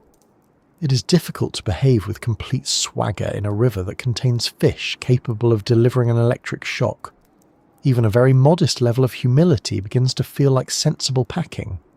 What makes all of this especially difficult is that the hazards overlap rather than lining up neatly. This same murky bank may host fish nurseries, crocodile territory, and floating vegetation dense enough to slow a boat. A side channel may appear calm while also serving as a hippo resting area. A floodplain pool that matters for seasonal fish life cycles may be cut off enough to make evacuation slow if anything goes wrong. The biodiversity assessment treats species like the hippo and Nile crocodile as flagship species for wetland conservation, which is appropriate because they help symbolise the value of these ecosystems. Yet from the perspective of a scientist trying to work in them, those flagship species are also reminders that ecologically rich places are often operationally awkward places. The healthier and more intact a wetland is, the less likely it is to behave like a safe open-air classroom. Another difficulty is psychological, though that word should not be mistaken for imaginary. Humans work differently in water that may contain large animals. Their movements change, their attention divides, they step more carefully, speak more quietly, hesitate longer, and sometimes rush when they should not. A team trying to collect samples under those conditions is not simply doing science plus danger. It is doing science under a constant tax on concentration. Every pause at a bank becomes a decision. Every patch of still water invites questions. Every splash has to be interpreted. That kind of work is tiring, and fatigue itself becomes part of the hazard. You do not need an animal to attack anyone for wildlife to shape the mission. It is enough that the possibility remains real throughout the day. In difficult heat, with insects, mud, slow travel and uncertain footing already using up attention, the presence of large animals changes the quality of every task. This helps explain why so much Nile science depends on caution, local partnership and limits. Researchers are rarely entering these places in ignorance. They know the river is biologically productive. They know wetlands support fish, birds, reptiles, and mammals on a large scale. They know some stretches can be managed with the right guides, timing, equipment, and routes. But they also know that in certain parts of the system, especially where visibility is low and access is poor, the animals hold a basic advantage. Crocodiles are built for concealment at the edge. Hippos are built for ownership of shallow water. Fish communities are built for floodplain complexity. Even the odd electric catfish is built to make the point, in its own small way, that the Nile rewards adaptation and punishes carelessness.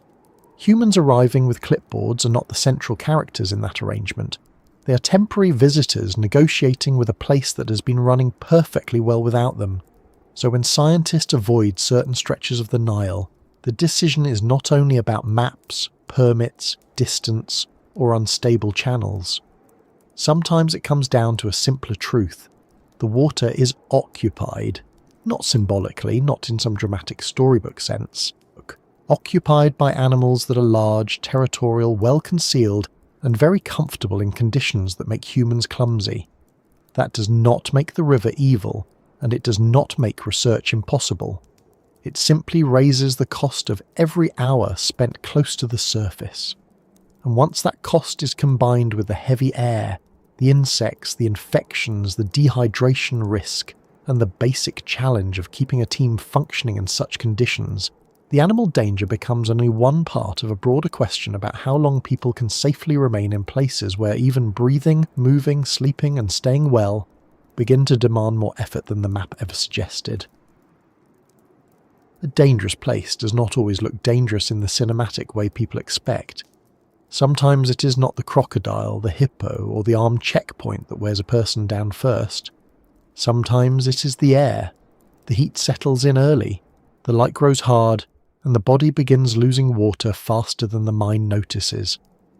Then the insects arrive, then the bad sleep, then the stomach trouble, then the scratch on the ankle that will not stay clean, then the simple fact that you're doing ordinary tasks in a place where ordinary tasks cost more energy than they should. This is one of the least glamorous reasons scientists still avoid certain parts of the Nile. It is not that the river looks impossible in every direction. It is that remaining functional near it, especially in swampy, remote or disease-prone stretches, can become a daily contest between the human body and conditions it was not built to enjoy for long. WHO notes that heat stress is a major environmental and occupational health hazard, the leading cause of weather-related deaths, and that heat stroke is a medical emergency with a high case fatality rate. WHO also lists severe dehydration, heat exhaustion, cramps, headache, irritability, lethargy, and weakness among the effects of extreme heat. That matters more in field science than people sometimes realise, because science in difficult environments is not one dramatic sprint toward discovery, it is repetition. You walk, stop, kneel, measure, record, carry, wait, sample, lift, tie, untie, launch, drag and repeat. Each action is small. The danger comes from the accumulation. In dry heat, water loss can be fast and deceptive. In wet heat, especially in swamp margins and floodplain country, sweat stops feeling like relief and starts feeling like proof that the body is spending itself to hold the line. WHO's heat guidance emphasises that heat can worsen underlying illness, increase the risk of accidents, and severely affect worker health. That point is especially relevant in remote parts of the Nile system, where even a mild decline in concentration can matter. A person does not need to collapse dramatically for heat to become the reason a mission fails. It is enough that they become slower, less precise, more irritable, more likely to trip, more likely to misjudge distance, or more willing to take a shortcut simply because the body wants the day to be over. The Nile basin also stretches across very different disease environments, and that means the health risk changes sharply depending on where the work is taking place.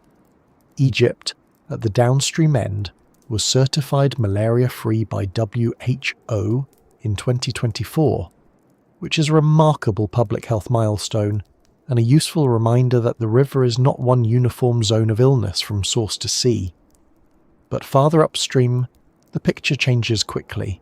WHO's Eastern Mediterranean regional reporting says the malaria burden in that region is concentrated mainly in Sudan, while CDC traveller guidance states that travellers going to South Sudan, Uganda and Sudan should take prescription medicine to prevent malaria, and describes transmission areas in those countries as all. So a scientist moving through the Nile system is not stepping into one consistent medical landscape. They may pass from a downstream country that has achieved malaria-free certification into upstream or adjacent regions where mosquito-borne infection remains a routine planning concern rather than an afterthought. Malaria alone is enough to change how a field mission is designed, because it affects timing, sleeping arrangements, clothing, medication, and the basic question of how many mistakes a team can afford to make. WHO's 2025 malaria reporting estimated 282 million malaria cases and 610,000 deaths worldwide in 2024, with the WHO African region carrying the heaviest burden and 11 countries accounting for about 2/3 of global cases and deaths. That is the broad background. The local meaning is more immediate.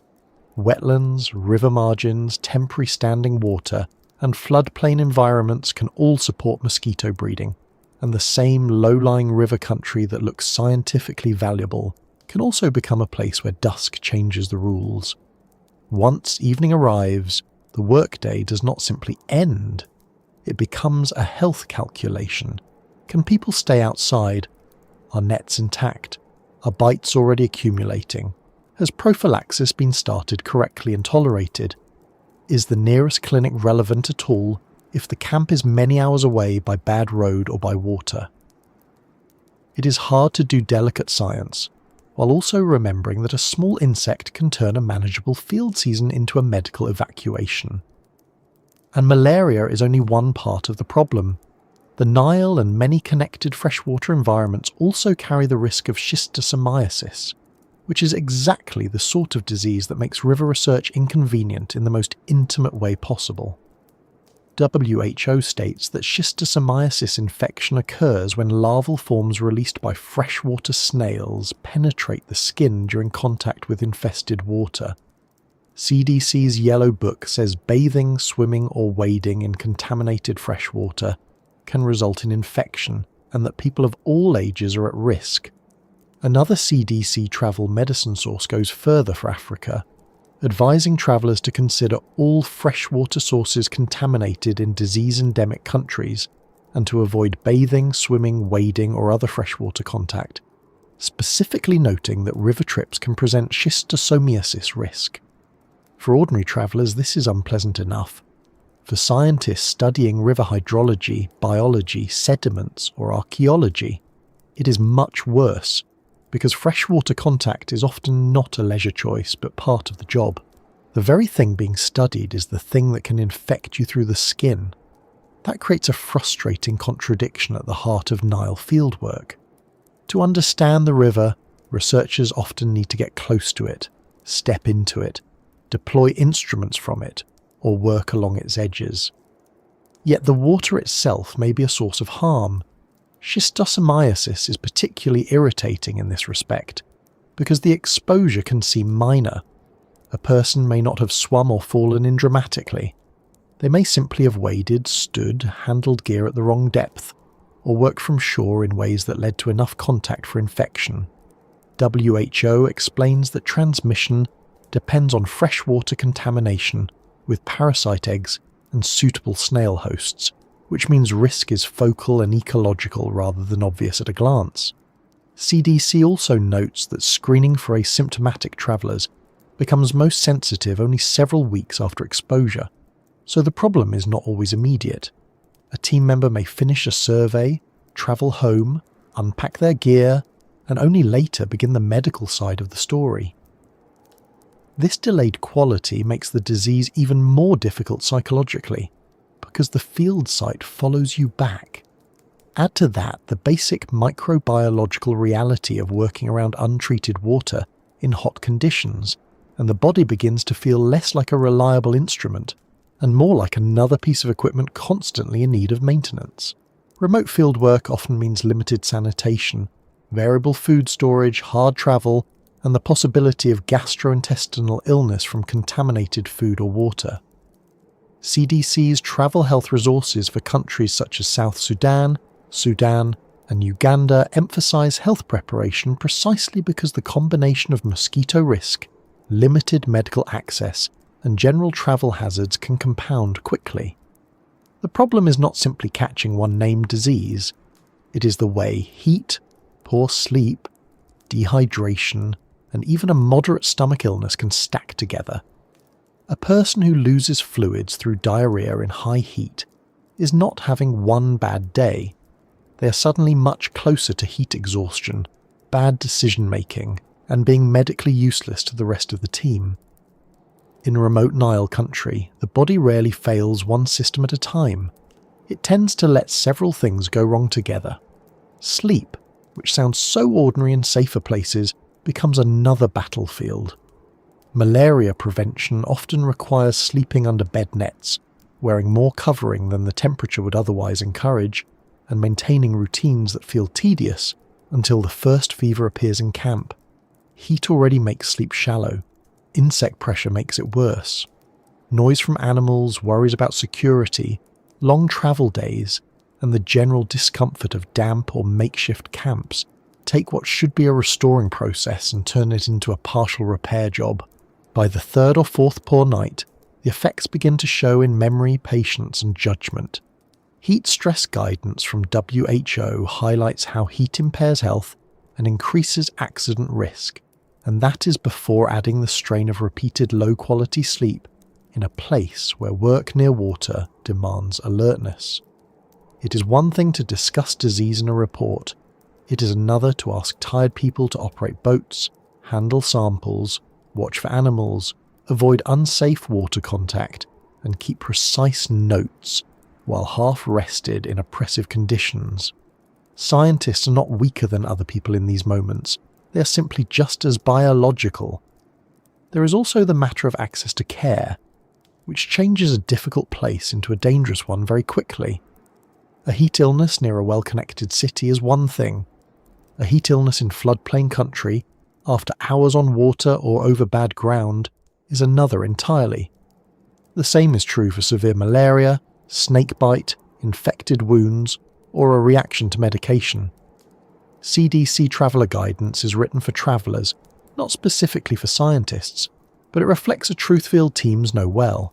When malaria prevention, packing lists and medical preparation are stressed repeatedly for places like South Sudan, Sudan and Uganda, it is because distance from reliable care is part of the hazard. In the more difficult parts of the Nile system, a problem is rarely only the problem itself.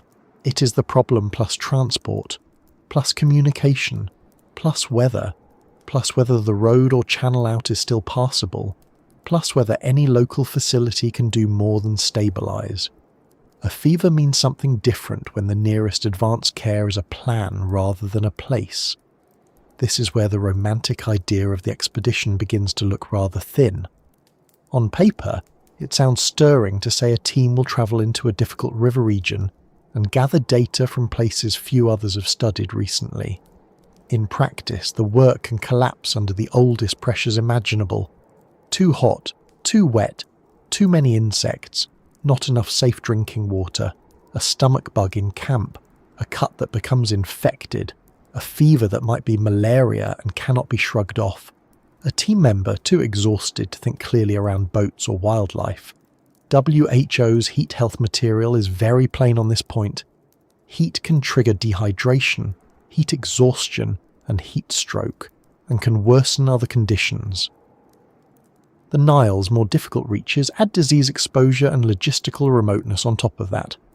Scientists avoid some places not because they are uninterested, but because the margin between productive fieldwork and medical trouble becomes insultingly small. It is hard to be scientifically brave when the body is negotiating with parasites, temperature, and poor sleep all at once. The contrast between different parts of the Nile also makes the point more sharply. Downstream Egypt's malaria-free status shows that health risk along the river is not static and not identical everywhere. Yet upstream and adjacent zones still require malaria prophylaxis, and freshwater contact in endemic areas remains a schistosomiasis concern, according to WHO and CDC.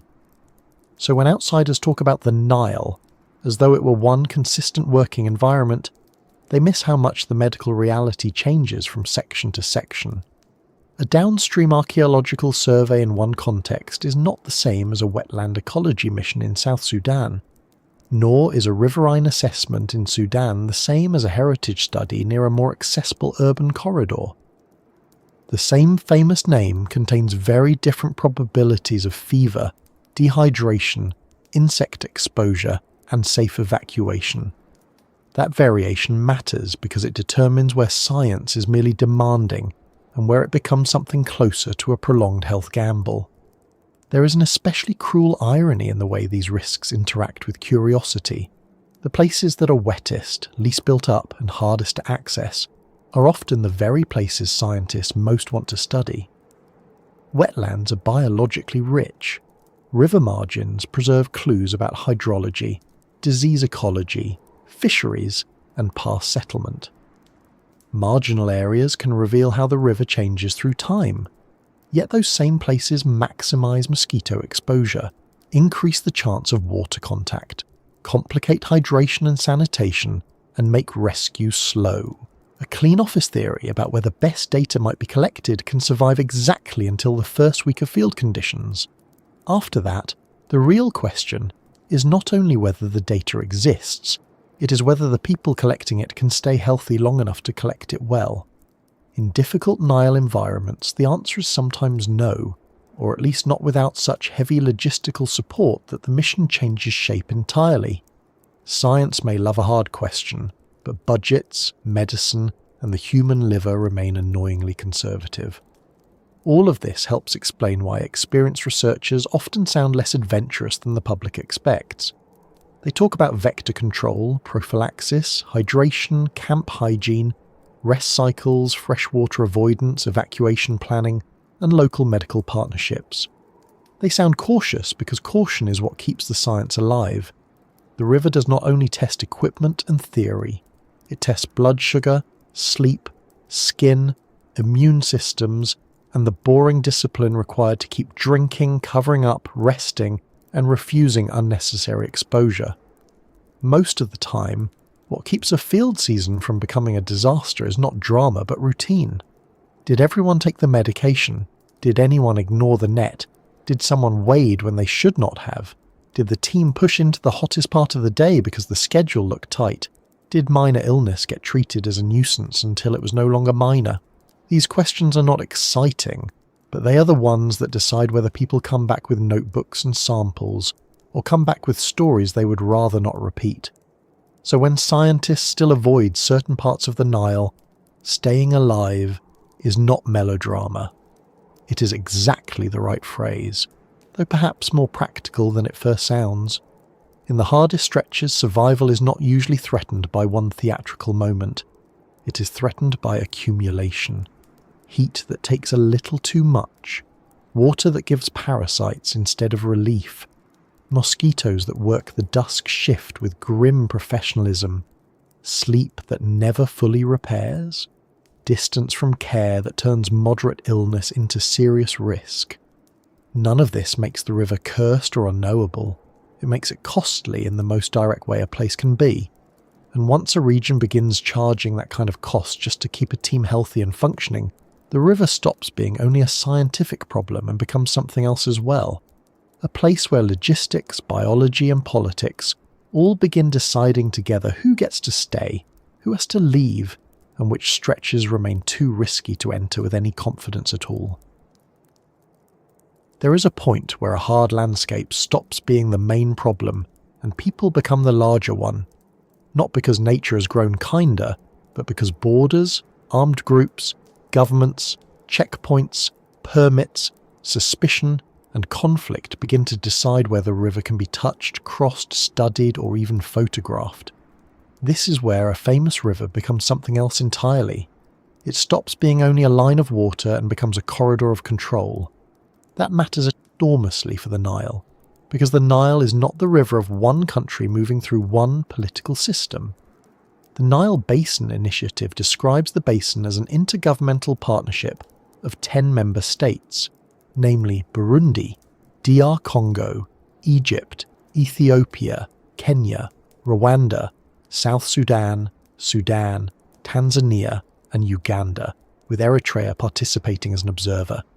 Even before conflict enters the picture, that means the river is braided together with multiple governments, legal systems, military priorities, and border sensitivities. A scientist studying one stretch of the Nile is often not just entering a field site, they are entering a jurisdiction, and sometimes several layers of jurisdiction at once. That sounds manageable until you remember what rivers do to borders. They ignore them. Maps draw a boundary. Water keeps moving. Fish keep moving. Sediment keeps moving. Disease vectors keep moving. Smugglers keep moving. Refugees keep moving. Armed men, unfortunately, also keep moving. So the very thing that makes a river scientifically important, its ability to connect places, also makes it politically difficult. States worry about crossings, infiltration, supply lines, intelligence gathering, transport routes, and control over who is allowed near sensitive infrastructure or sensitive communities. A wetland, a riverbank, or a back channel may look to a researcher like a place to measure flow or collect samples. To a government, it may look like a route that needs monitoring. To a militia, it may look like cover. To local civilians, it may look like the only path left open. Once those layers stack up, access becomes fragile very quickly. Sudan is the clearest example of how fast a Nile country can become operationally hostile to research. The UK government's travel advice, current as of April 21st, 2026, says the FCDO advises against all travel to Sudan because of the ongoing military conflict in Khartoum and other parts of the country, with only the Halaib Triangle and Bir Tawil under the slightly less catastrophic category of all but essential travel. The same advisory notes that several ceasefires have been broken and that major airports have faced drone attacks or continued surveillance drone activity. The US State Department is equally blunt. It says armed conflict continues in Sudan, involving the Sudanese Armed Forces, the Rapid Support Forces, and various militias, and describes the situation as violent, volatile, and extremely unpredictable. It also warns of kidnapping, assault, armed robbery, looting, carjacking, and unexploded ordnance. That is not the sort of setting in which field researchers calmly drift along a riverbank discussing sediment cores. It is the sort of setting in which even humanitarian agencies struggle to move safely, and in which any plan that depends on predictable transport becomes fragile before the first vehicle even starts. What makes Sudan especially difficult is that even formal permission does not solve the problem. The US Travel Advisory states that to travel outside the Greater Khartoum area, a permit is required, that a separate permit is required for Darfur, and that travellers without permits may be detained or arrested. Then it adds the sentence that really matters. Sudan is controlled by a variety of armed groups, hostile to one another, and they may not recognise a permit issued by another authority. That is about as concise a summary of forbidden waterways as you could ask for. It means a document that is valid on paper can become irrelevant at the next checkpoint, the next roadblock, or the next stretch of river controlled by someone else. A scientist can satisfy one bureaucracy and still fail the geography of force. On a quiet campus, permits feel like solutions. In a fractured conflict zone, they are sometimes only invitations to the next argument, the US. Advisory also notes that checkpoints in Sudan may occur at any time, that some may be legitimate security checkpoints while others may be part of criminal activity, and that border closures may occur without notice. In a river setting, that is especially disruptive because scientific work often depends on moving equipment, fuel, batteries, sampling materials, and people across long distances with as few interruptions as possible. A checkpoint is not only a delay, it is a place where gear can be inspected, misinterpreted, taxed unofficially, stolen, or treated as suspicious. A drone used for environmental survey may be seen as reconnaissance equipment. A camera pointed at a river crossing may look less like science and more like documentation of a sensitive site. In stable conditions, that can usually be explained. In unstable conditions, explanation itself becomes a risk.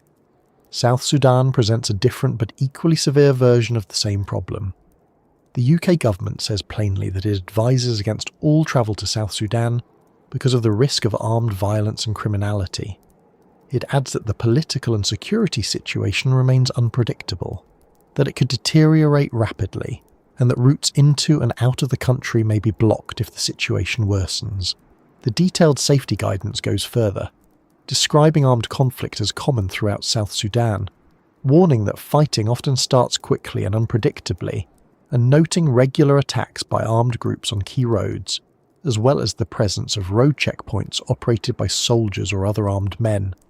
It also warns that South Sudan remains one of the most dangerous environments in the world for aid workers, with criminal kidnapping, violence, intimidation, and arbitrary detention.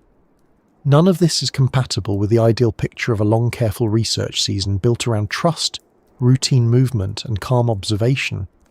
It is compatible with postponement, withdrawal, or working from the edge instead of the centre. There is a particularly telling line in the South Sudan guidance about cameras. The UK warns travellers not to take photographs close to government buildings, military installations, bridges, airports, public utilities, and other sensitive areas, adding that plainclothes public security officers operate across the country. That matters because scientific work near a river often involves exactly the sorts of acts that look suspicious in tense places. You photograph banks, bridges, flood damage, channel geometry, vegetation, water levels, and erosion points. You record coordinates, you mark routes, you note infrastructure. From a scientist's perspective, that is simply how documentation works. From the viewpoint of a nervous state or a local armed actor, it may look like surveillance. The difference between those two interpretations can decide whether a team finishes its day in camp or at a checkpoint explaining itself to men with guns and very little patience. The difficulty becomes even clearer when you look at humanitarian access, because humanitarian agencies usually have stronger local networks, more field experience, and a much higher tolerance for tough conditions than an ordinary research team, yet even they get blocked. In January 2026, Médecins Sans Frontières said the government of South Sudan was blocking humanitarian access in opposition-held areas of Jonglei State. MSF stated that these restrictions had been in place since December 2025, that they included Lankien, Pieri and Akobo, that all humanitarian flights were suspended, and that critically ill patients could not be evacuated. MSF also said it had been forced to evacuate staff from some areas and reduce services to emergency and life-saving care only. If a medical organisation with established operations, local knowledge, and urgent life-saving work can be stopped from moving people and supplies, it does not take much imagination to understand what that means for a university team or an independent research project hoping to survey waterways in the same broad region. It means the water may still be there, but the route has effectively become forbidden. This is one of the central truths about conflict zones that maps rarely show. A road may physically exist. A river may still be navigable. A bridge may still be standing. But access is not the same thing as physical possibility. Access depends on who controls the area today, who controlled it yesterday, who might contest it tomorrow, what permissions are recognised, which flights are allowed, which roads are mined, which local officials are trusted, and whether the people holding the guns think your reason for being there is harmless. In South Sudan, the FCDO warns of landmines and unexploded weapons in several states, including Jonglei and Upper Nile, and says that during the rainy season many roads outside Juba become impassable, with flood risks cutting people off in Unity, Warrap, Jonglei, and Upper Nile. So even where armed conflict does not fully close a region, a team may still face the combination of violent unpredictability and seasonal isolation. That is an ugly pairing. Violence shortens the window of safe access. Rain then seals it. Border regions make everything sharper.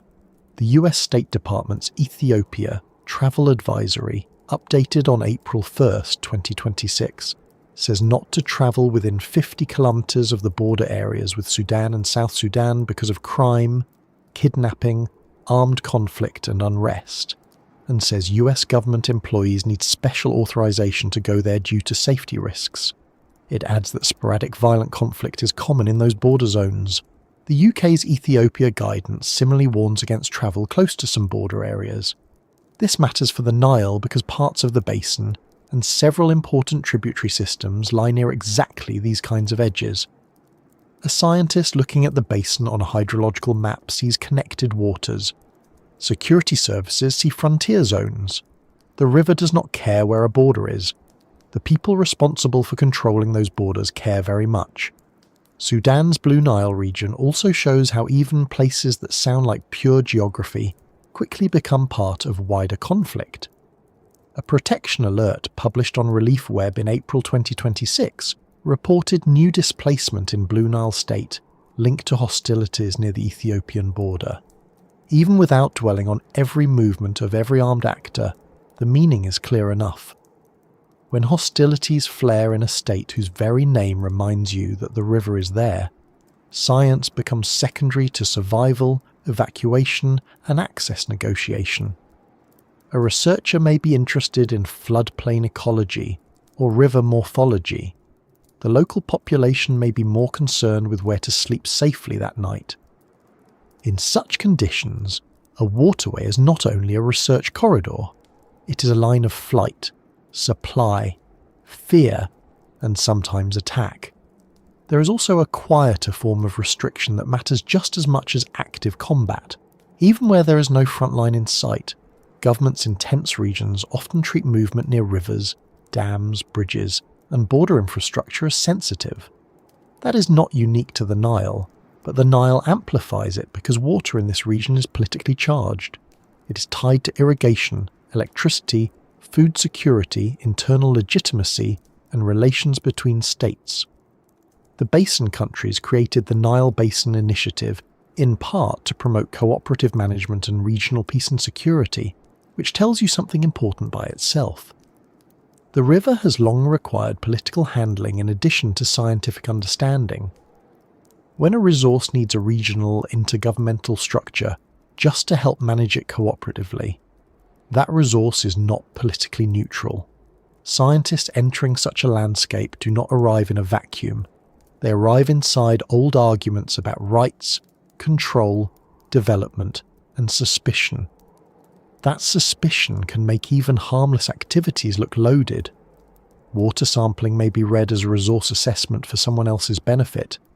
Survey equipment may look like preparation for engineering or extraction. Questions about local crossings and seasonal navigation may sound to residents like the wrong sort of curiosity. In tense borderlands, information itself becomes sensitive. Who wants it? Why do they want it? Who will see it later? Field science depends on observation, but observation is never politically innocent in places where people have learned to distrust visitors with notebooks, devices and maps. Good researchers know this, and usually work through local partners, local permissions, and careful explanation. Even then, conditions can shift faster than trust does. A district that was workable last month may become closed this month, not because the river changed, but because the balance of control did. The phrase "forbidden waterway" can sound dramatic, as if a sign has been posted in the reeds. More often it means something less theatrical and more real. It means the insurance will not cover the trip. It means the government warns against all travel. It means there are armed checkpoints after dark. It means local partners say not now. It means a bridge is considered sensitive. It means the road in is mined. It means the only safe extraction plan relies on flights that have just been suspended. It means one authority says yes, and another says absolutely not. It means a medical organisation with far better infrastructure than yours is already being blocked.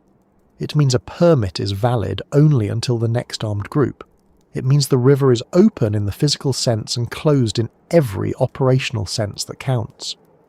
This is why certain parts of the Nile remain understudied, even in an age of satellites and fast communication. The problem is not simply that they are wet or hot or biologically crowded, although they are all of those things.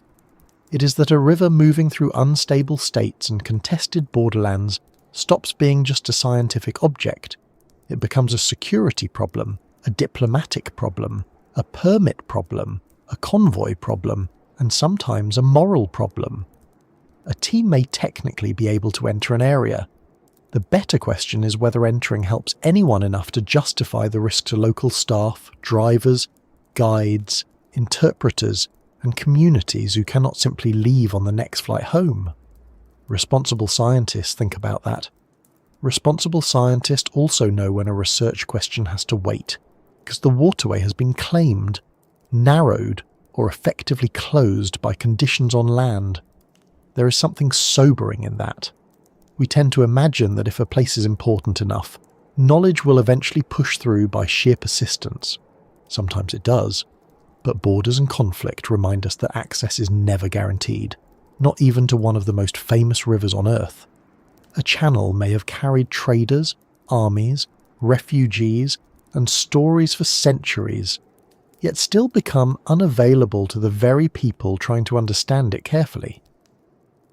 The Nile can be ancient, central, and globally famous, and still contain stretches where the practical answer to scientific curiosity is no, not safely, not now, and once a place is closed for those reasons, another layer begins to settle over it as well, because when access is blocked long enough, the stories that remain are often older ones, left behind by ruins, graves, failed journeys, and the stubborn record of people who went in before modern teams learned when to turn back. Once a river becomes difficult for the living, it often becomes difficult for the dead as well. Not in a supernatural sense, and not because the Nile has some dramatic dislike of archaeologists in khaki hats. The trouble is simpler than that. A river this old has been a road, a border, a food source, a source of authority, and a place where people built temples, forts, cemeteries, and entire towns for thousands of years. So when scientists move into the harder parts of the Nile, they are not only entering swamps, floodplains, or politically tense regions, they are also entering landscapes where the ground may hold graves, collapsed settlements, reused walls, burial mounds, and fragments of long occupation that are easily missed, easily damaged, and often extremely hard to study properly. UNESCO's description of Gebel Barkal and the sites of the Napatan region makes that plain. The serial World Heritage Site includes pyramids, palaces, temples, burial chambers, and funerary chapels, with traditions stretching from roughly the 9th century BC to the 4th century AD, and continuing in related burial practices into the 6th century AD. This is not empty riverbank waiting for discovery. It is a landscape already crowded with the remains of people who were there long before any modern research team arrived. That is one reason the Nile can feel so different from other difficult field sites. In some places, the danger is mainly practical. Heat, mud, animals, bad roads, poor communications. Along the Nile, those dangers often overlap with heritage so dense that even the act of setting foot in the wrong place can have consequences. Gebel Barkal is not merely one impressive hill beside the river. UNESCO describes 5 archaeological sites stretching over more than 60 kilometres in the Nile Valley, tied to the Napatan and Meroitic cultures of the Kingdom of Kush. Tombs, some with pyramids and some without, temples, palaces, and living complexes all appear together in a river and semi-desert setting that UNESCO says remains almost untouched by modern development. That sounds peaceful, and in some ways it is, but it also means the ground still carries a great deal of evidence in place. For researchers, that creates a peculiar tension. The places most worth studying often demand the lightest touch, the best access controls, and the greatest respect for what may still lie just under the surface. The graves themselves matter here, because burial landscapes change the emotional and practical shape of research. The British Museum's overview of Sudan, Egypt and Nubia notes that the culture and urban society of Kerma, which flourished between about 2500 and 1500 BC, constructed large burial mounds or tumules for their rulers, and that these burials involved human sacrifices. That is a grim fact, but an important one. It reminds us that Nile archaeology is not only about statues and decorated walls, it is also about human remains, funerary practices, and long histories of power expressed through burial. Modern scientific work in such places can involve skeletal analysis, cemetery excavation, conservation, and all the ethical questions that come with handling the dead.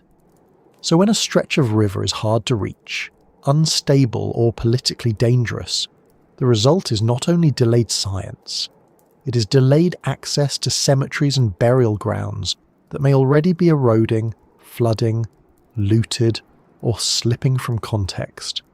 The river does not preserve the past neatly. It preserves some things well, destroys others, buries many, and leaves researchers trying to decide what can still be recovered before conditions change again. And the Nile is very good at changing conditions before anyone has finished making up their mind. One of the clearest examples comes from the great salvage campaigns forced by dam construction. UNESCO's account of the rescue of the Nubian monuments explains that the Aswan High Dam threatened a long list of sites in Egyptian and Sudanese Nubia, including Philae, Kalabsha, Amata, Der, Abu Simbel, Aksha, Buhen, and the fortresses of Semna East and West. UNESCO says these monuments faced final submersion under roughly 50 metres of water, and that, with only a few exceptions, they were dismantled and moved to safer locations. Egypt even donated several temples to countries that had helped finance and support the effort. The point is not only that archaeology can be dramatic when cranes are involved, though that certainly helps people remember it. The deeper point is that large parts of the Nile's cultural record have already been made vulnerable by changes in the river itself, and by the human attempt to control it. Some sites were saved, others were altered forever, some were flooded, some survive in new locations. The river of memory is not always the river of original context. That salvage story also explains why certain stretches of the Nile feel full of absences. A traveller looking across Lake Nasser may see water, cliffs, and the usual broad calm that reservoirs like to perform. What they may not immediately grasp is how many sites, routes, and old relationships between settlements and riverbanks were interrupted, moved, or submerged. UNESCO notes that Abu Simbel was relocated higher above its original position, and that many other temples were dismantled and reassembled in grouped locations. This saved world-famous monuments, but it also confirmed something archaeologists understand well. A site can survive physically while losing part of the landscape that once made it make sense. Rivers are not just backdrops. They are spatial partners in how places worked. If the waterline shifts, if a floodplain is drowned, if a cliffside settlement becomes an island, then the ruins remain, but their old conversation with the river changes. That makes later scientific interpretation harder, because the evidence has not only aged, it has been relocated, recontextualized, or partly drowned. The Fourth Cataract region in Sudan offers another version of the same problem, but with more graves and less international fanfare. A British Museum newsletter describes work done with the Sudan Archaeological Research Society ahead of the Meroe Dam Reservoir, explaining that parts of the Fourth Nile Cataract region were surveyed and excavated as a salvage archaeology program before submersion. Those excavations produced skeletal assemblages ranging from the Neolithic to the late medieval periods. That sentence is easy to read quickly, but it carries an enormous amount of weight. It means whole sequences of human life and death along the Middle Nile had to be documented under time pressure, because rising reservoir waters were about to erase or isolate their context. It means cemeteries that had persisted for centuries suddenly became rescue problems. And it means that the Nile's harder stretches are not only hard because of what they contain now, they are hard because they may contain many layers of the past at once. With only a short window in which anyone can study them before engineering, conflict or water levels change the landscape again. There is also something sobering about the way ruins can survive in one place and vanish in another. UNESCO's page on Gebel Bakal emphasises how well preserved the pyramids, reliefs, paintings, and burial chambers remain in parts of the Napatan region. It says many of the monuments still demonstrate the original pattern of human occupation of the territory. That is remarkable, and it makes such sites invaluable. At the same time, the page also stresses the need for monitoring and better buffer zone protection. Preservation is never a passive gift. It depends on stability, management, and enough peace to let specialists work slowly. In a region affected by war and instability, that slow work becomes fragile.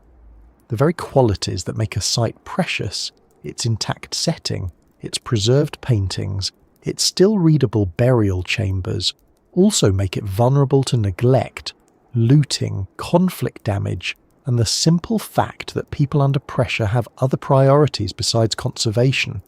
A stone temple can look eternal from a distance and still depend, in very practical ways, on fuel, guards, roads, trained staff, and a government capable of doing something other than firefighting. That fragility is no longer theoretical in Sudan. UNESCO warned in September 2024 that it was deeply concerned by reports of looting and damage to museums and heritage institutions in Sudan, including the National Museum, and said it was also monitoring damage risk to World Heritage properties such as Gebel Bakal and the archaeological sites of the island of Meroe through satellite imagery. In April 2026, UNESCO said Sudan's cultural and natural legacy was under growing threat, with more than 100 cultural sites damaged and at least 22 museums looted or destroyed since the conflict began, while 570 objects looted from the Sudan National Museum had been recovered with support from UNESCO and national partners.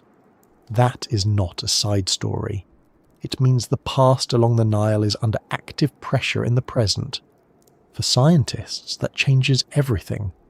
A place that once required only archaeological permits and patient excavation may now require conflict monitoring, site protection measures, or the painful choice not to go at all. It is difficult to study a burial chamber carefully when the broader question is whether the whole heritage network around it will survive the year intact. This is where the echoes of lost expeditions start to matter, because the Nile has always had a way of turning human plans into partial stories. Britannica's account of Nile exploration notes that the ancient Egyptians likely knew the river as far as Khartoum and the Blue Nile as far as Lake Tana, but showed little interest in exploring the White Nile, whose source remained unknown to them. Herodotus reached only as far as the First Cataract. Eratosthenes sketched a nearly correct route to Khartoum and suggested lakes as the source. A Roman expedition under Nero in 66 CE tried to find the river's source, but was blocked by the Al-Sud and abandoned the attempt. Ptolemy later placed the White Nile's origin in the snow-covered Mountains of the Moon. This is a very long history of people following a famous river and discovering that fame is not the same thing as access. Even in antiquity, the Nile already had stretches that broke the confidence of states powerful enough to believe they ought to be able to know everything upstream. The swamp had other ideas. The 19th century did not make the story tidier. Britannica says modern exploration of the basin expanded after the Egyptian conquest of northern and central Sudan, and that expeditions under Selim Bimbashi reached beyond present-day Juba, where rising ground and rapids made navigation very difficult. Later missionaries and explorers gathered fragmentary reports of lakes farther south, but the search remained uncertain. John Hanning Speke eventually reached Lake Victoria and identified it as a Nile source, though his claim was disputed for years. Britannica also notes that Speke and Burton's earlier expedition in Somaliland was broken up after Speke was severely wounded in an attack, and that on Speke's later journey, tribal warfare forced a change of route before the party reached Gondokoro. This is worth lingering over because it shows how often Nile exploration was not stopped by one grand mystery alone. It was stopped by violence, illness, swamp, rapids, bad routes, bad luck, conflicting reports, and the basic refusal of East African geography to become simple on command. The lost expeditions were not always literally lost. Many were merely broken, diverted, exhausted, or left arguing about what they had actually found. That may be the most Nile-like outcome of all. There is a tendency to remember those expeditions romantically, with maps, compasses, and noble determination. The reality was usually more embarrassing and more instructive. Men got sick, routes failed, reports were wrong or incomplete, colleagues disputed each other, local conflict changed plans, wetlands stopped boats, rivers that looked decisive on paper dissolved into zones of uncertainty on the ground. This matters now because the same general lesson still applies to modern scientists. Better equipment does not erase the old structure of the problem. The Nile's difficult stretches still combine environmental obstruction with political and logistical limits. The difference is that today we know enough to be more careful. A Roman party could blame the Sud and turn back.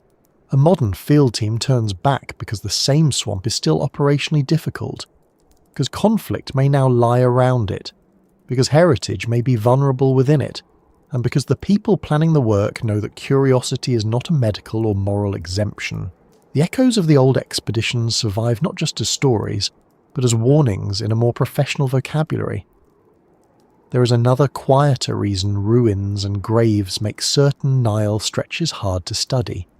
The dead have a way of forcing caution, even when there is no active danger nearby. Archaeological cemeteries require slower methods, stricter documentation, and more ethical sensitivity than many other kinds of fieldwork. Human remains cannot simply be scooped up in the spirit of cheerful efficiency. Burial assemblages are fragile records of diet, health, status, ritual, family structure, and movement. The British Museum's Fourth Cataract material, for instance, has been used for detailed research into dental disease, diet, and cultural practice across ecological niches and social groups in the Middle Nile. That sort of work depends on context.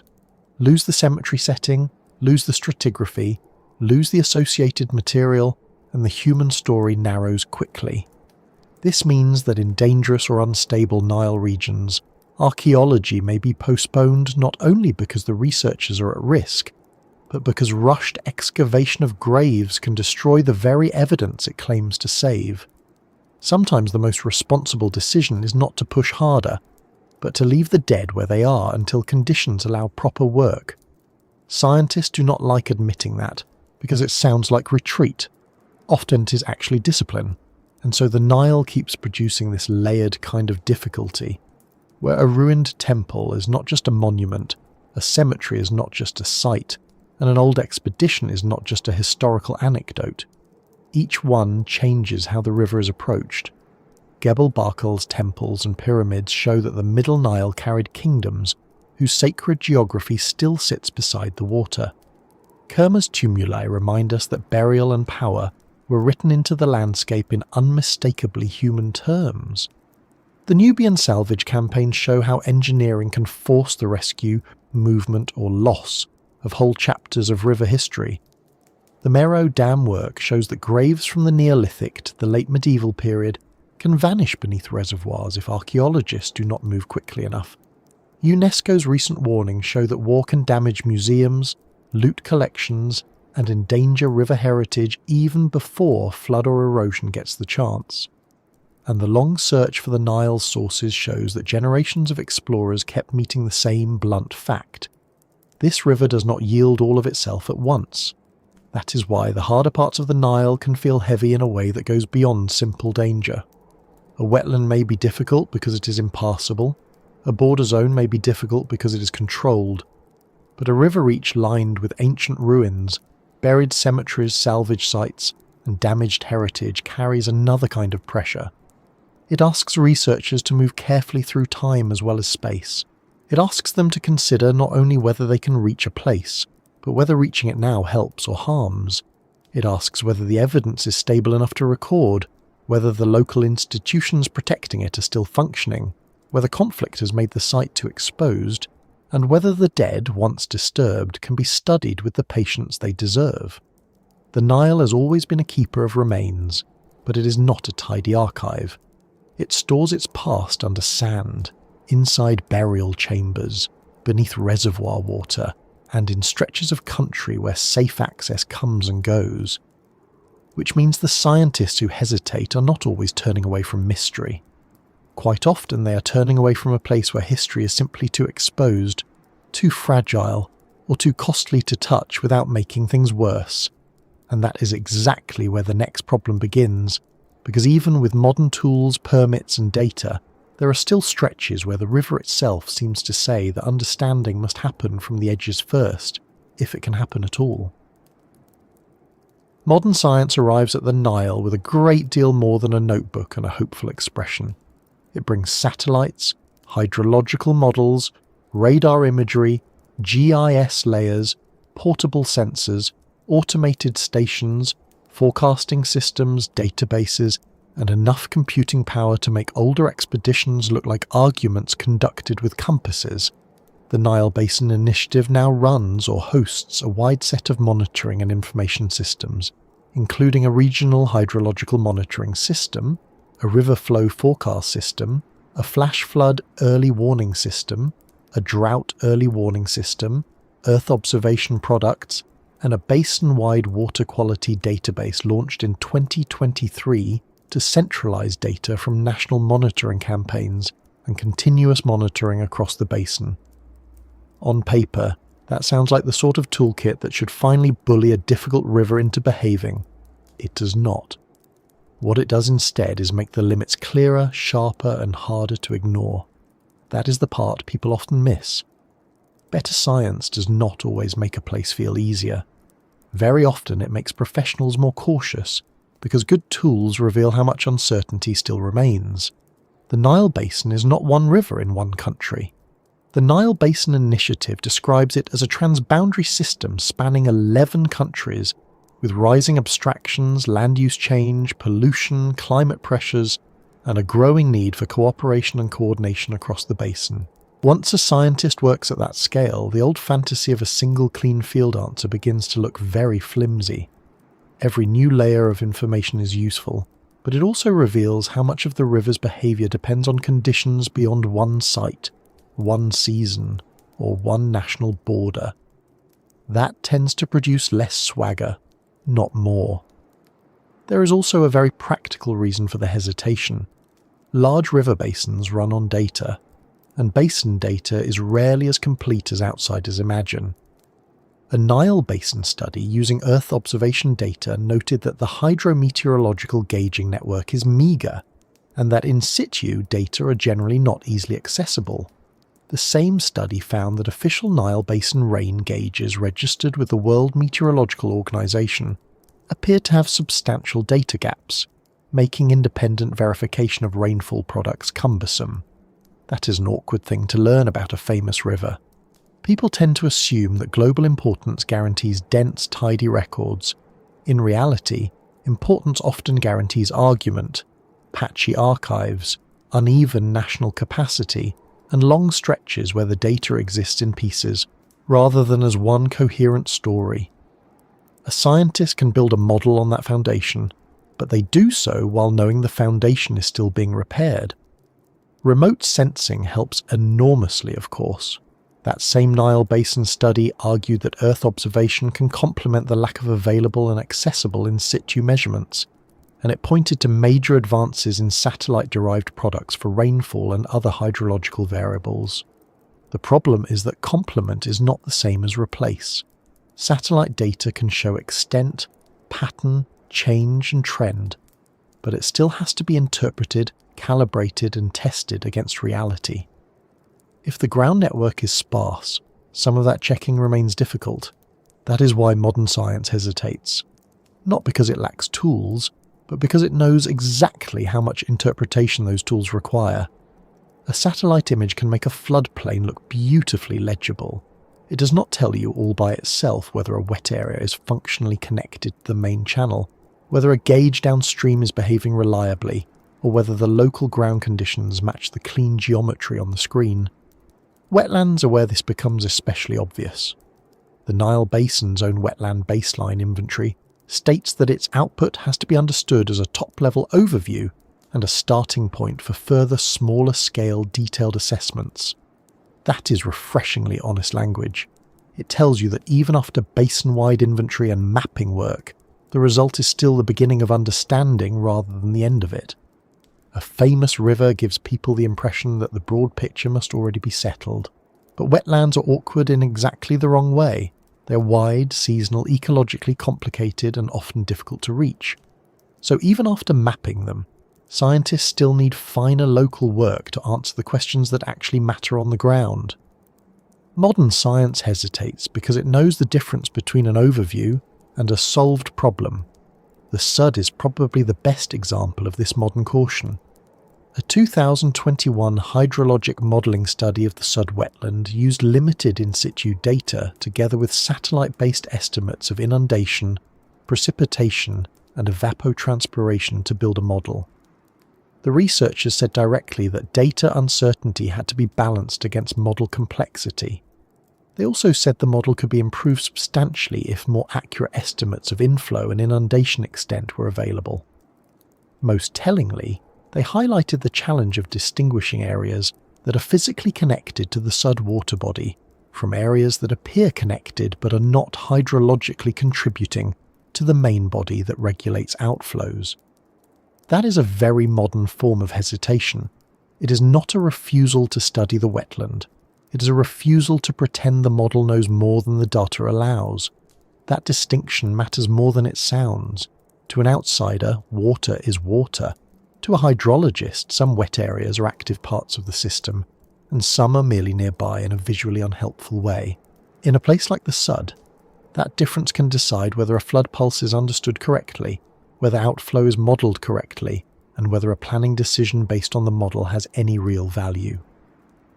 Modern science hesitates because it has learned, sometimes painfully, that the Nile contains places where the appearance of connection is easier to map than the reality of connection.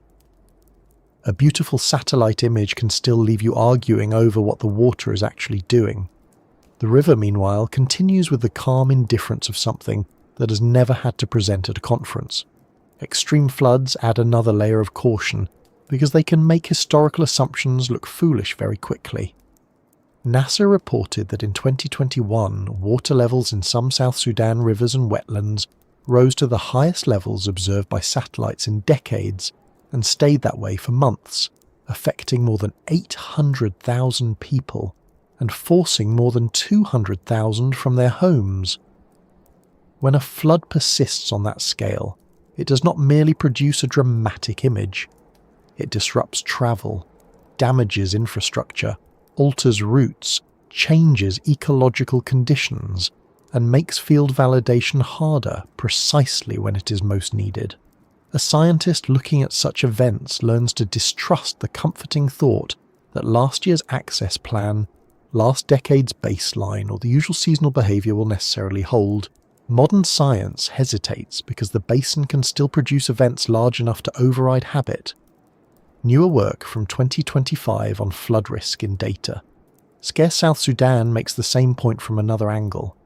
That study said flood impacts there had been worsened by a lack of comprehensive hydrological data and modelling tools, and it addressed that gap by building the country's first national, two-dimensional hydrodynamic flood model from sparse ground observations and satellite-derived data sets.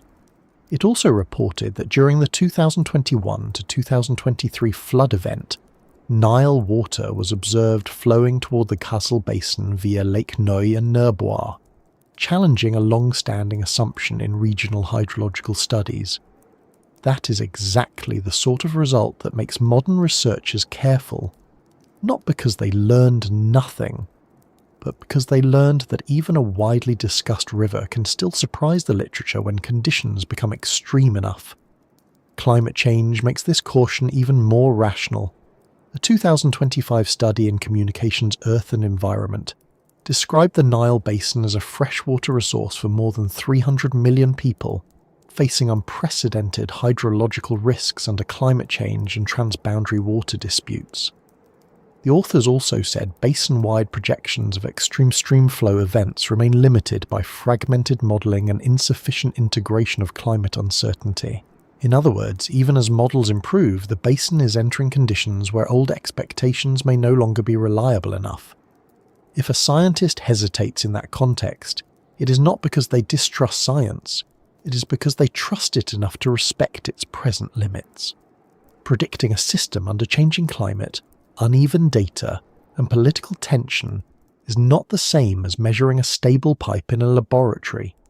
It is much closer to trying to take careful notes while the subject keeps rearranging the furniture.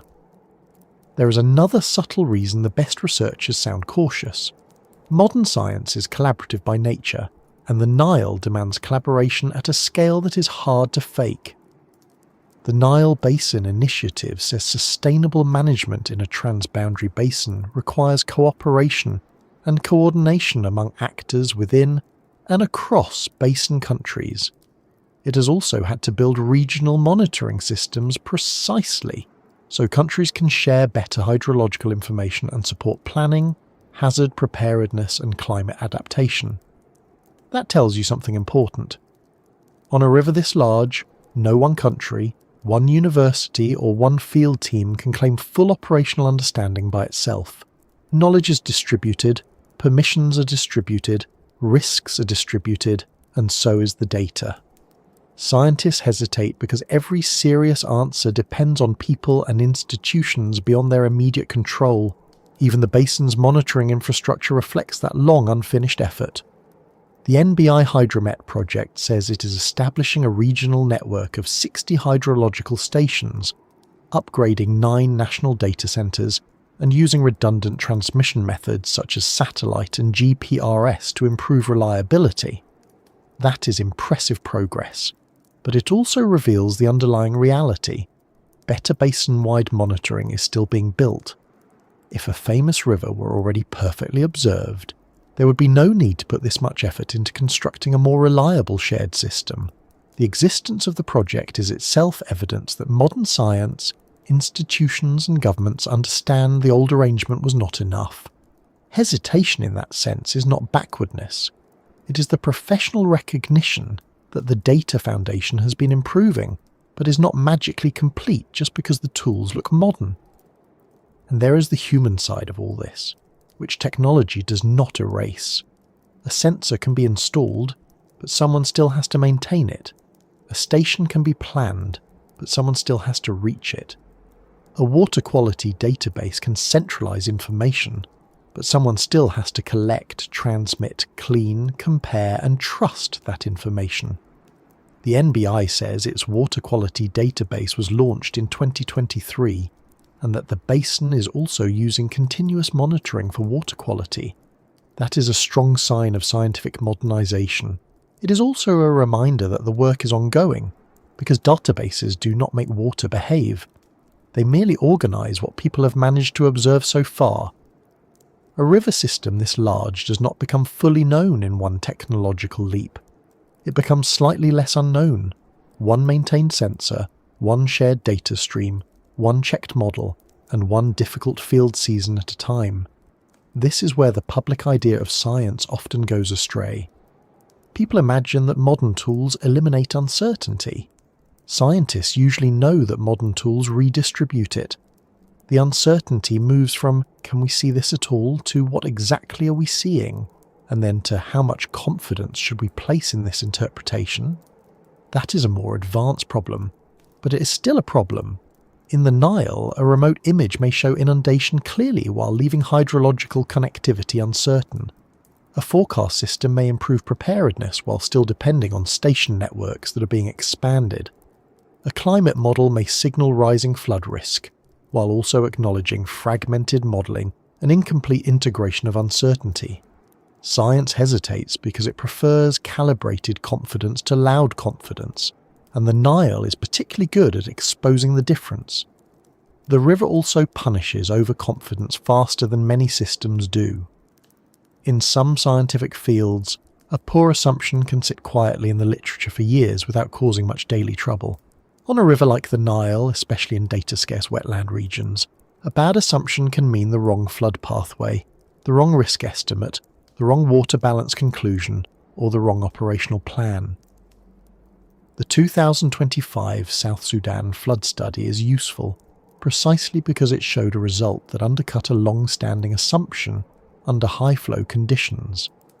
That is the sort of correction modern science values, but it is also the sort of correction that makes good researchers wary of sounding too certain too soon. A river that keeps revising its own case file encourages humility in anyone paying attention. This is especially true when physical uncertainty meets political uncertainty. Even without repeating every warning from the conflict zones, the basin-wide reality remains that science must often operate across multiple states, different levels of infrastructure, and uneven access to monitoring sites. The NBI's emphasis on regional cooperation, shared understanding, data systems, and hazard preparedness exists because water management in the Nile is inseparable from transboundary governance. That means modern science does not simply ask whether an instrument works. It also asks whether the data can move, whether the station can be serviced, whether countries will share what they collect, and whether changing conditions will let a monitoring system remain continuous long enough to matter. Hesitation is built into that structure, not as weakness, but as realism. There is a strange comfort in admitting that. It makes the work feel more human and more honest. The Nile is not resisting science in some mystical way. It is resisting simplification. Modern science has learned to approach that resistance with more patience than the old expeditionary mindset allowed. It uses forecasts where direct access is limited. It uses basin-wide monitoring where local records are thin. It uses Earth observation where the ground network is meagre. It builds models that openly state uncertainty. It creates inventories that describe themselves as starting points rather than final verdicts. That is not timid science. It is mature science. The hesitation is part of the method. A scientist who never hesitates near a river like this is either unusually gifted or, much more likely, about to become a cautionary anecdote in someone else's field report. And so modern science stands in an interesting relationship to the Nile. It sees more than ever before. It can watch floods from orbit. move data into regional systems, model future extremes, and compare patterns across subbasins with a sophistication earlier generations never had. Yet that very sophistication has made the remaining gaps feel more precise. Scientists now know where the data is thin, where the gauges are sparse, where the model is overreaching, where field validation is missing, and where one extreme season can overturn a comfortable assumption. Technology has not made the river smaller. It has made its unresolved parts easier to identify. That is a gain, but it is not the same as control. In the end, the hesitation comes from a very grounded professional instinct. The Nile is too important for bluffing. Too many people depend on it. Too many governments argue over it. Too many ecosystems shift with it. And too many local realities can be harmed by confident nonsense dressed up as expertise. So the best scientists proceed carefully. They instrument what they can. They model what they can. They centralize data where possible.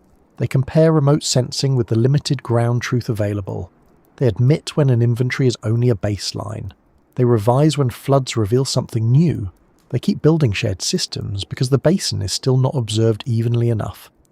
And because so much of that understanding still comes from partial access, indirect observation, and carefully interpreted fragments, some of the most useful knowledge about the Nile has come not from marching straight into the hardest stretches, but from studying what the river reveals at its margins and learning how much can be understood from the edges before anyone risks pushing deeper.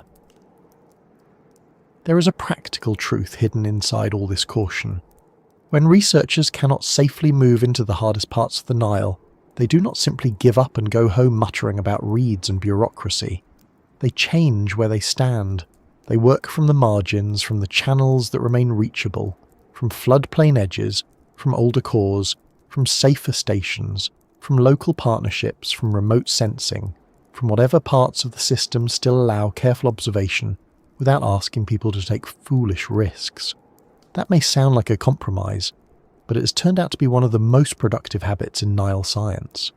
A great deal of what we now understand about the basin has come not from marching into the most inaccessible places, but from studying what the river reveals at its boundaries and from connecting those partial views across space and time. The Nile Basin Initiative's own wetland inventory describes itself as a top-level overview and a starting point for smaller, detailed assessments, which is exactly the mindset behind this kind of work. Researchers do not wait for total access. They begin with the parts they can study properly and let those pieces build the larger picture. One of the first things they have learned from the edges is that the Nile does not merely carry water downstream in a neat, quick sequence.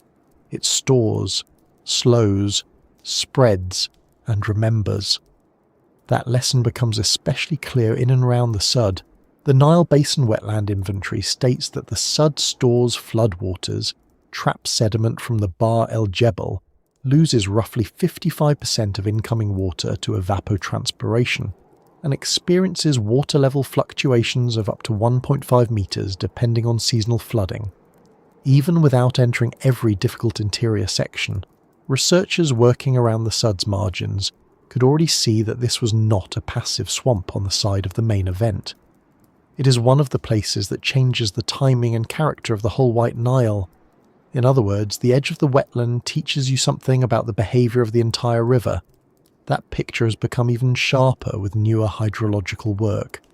A 2025 preprint studying floodwave timing from Lake Victoria to the Sud reported a mean system transit time of about 16.84 months, overturning the long-held assumption that this propagation took about 5 months.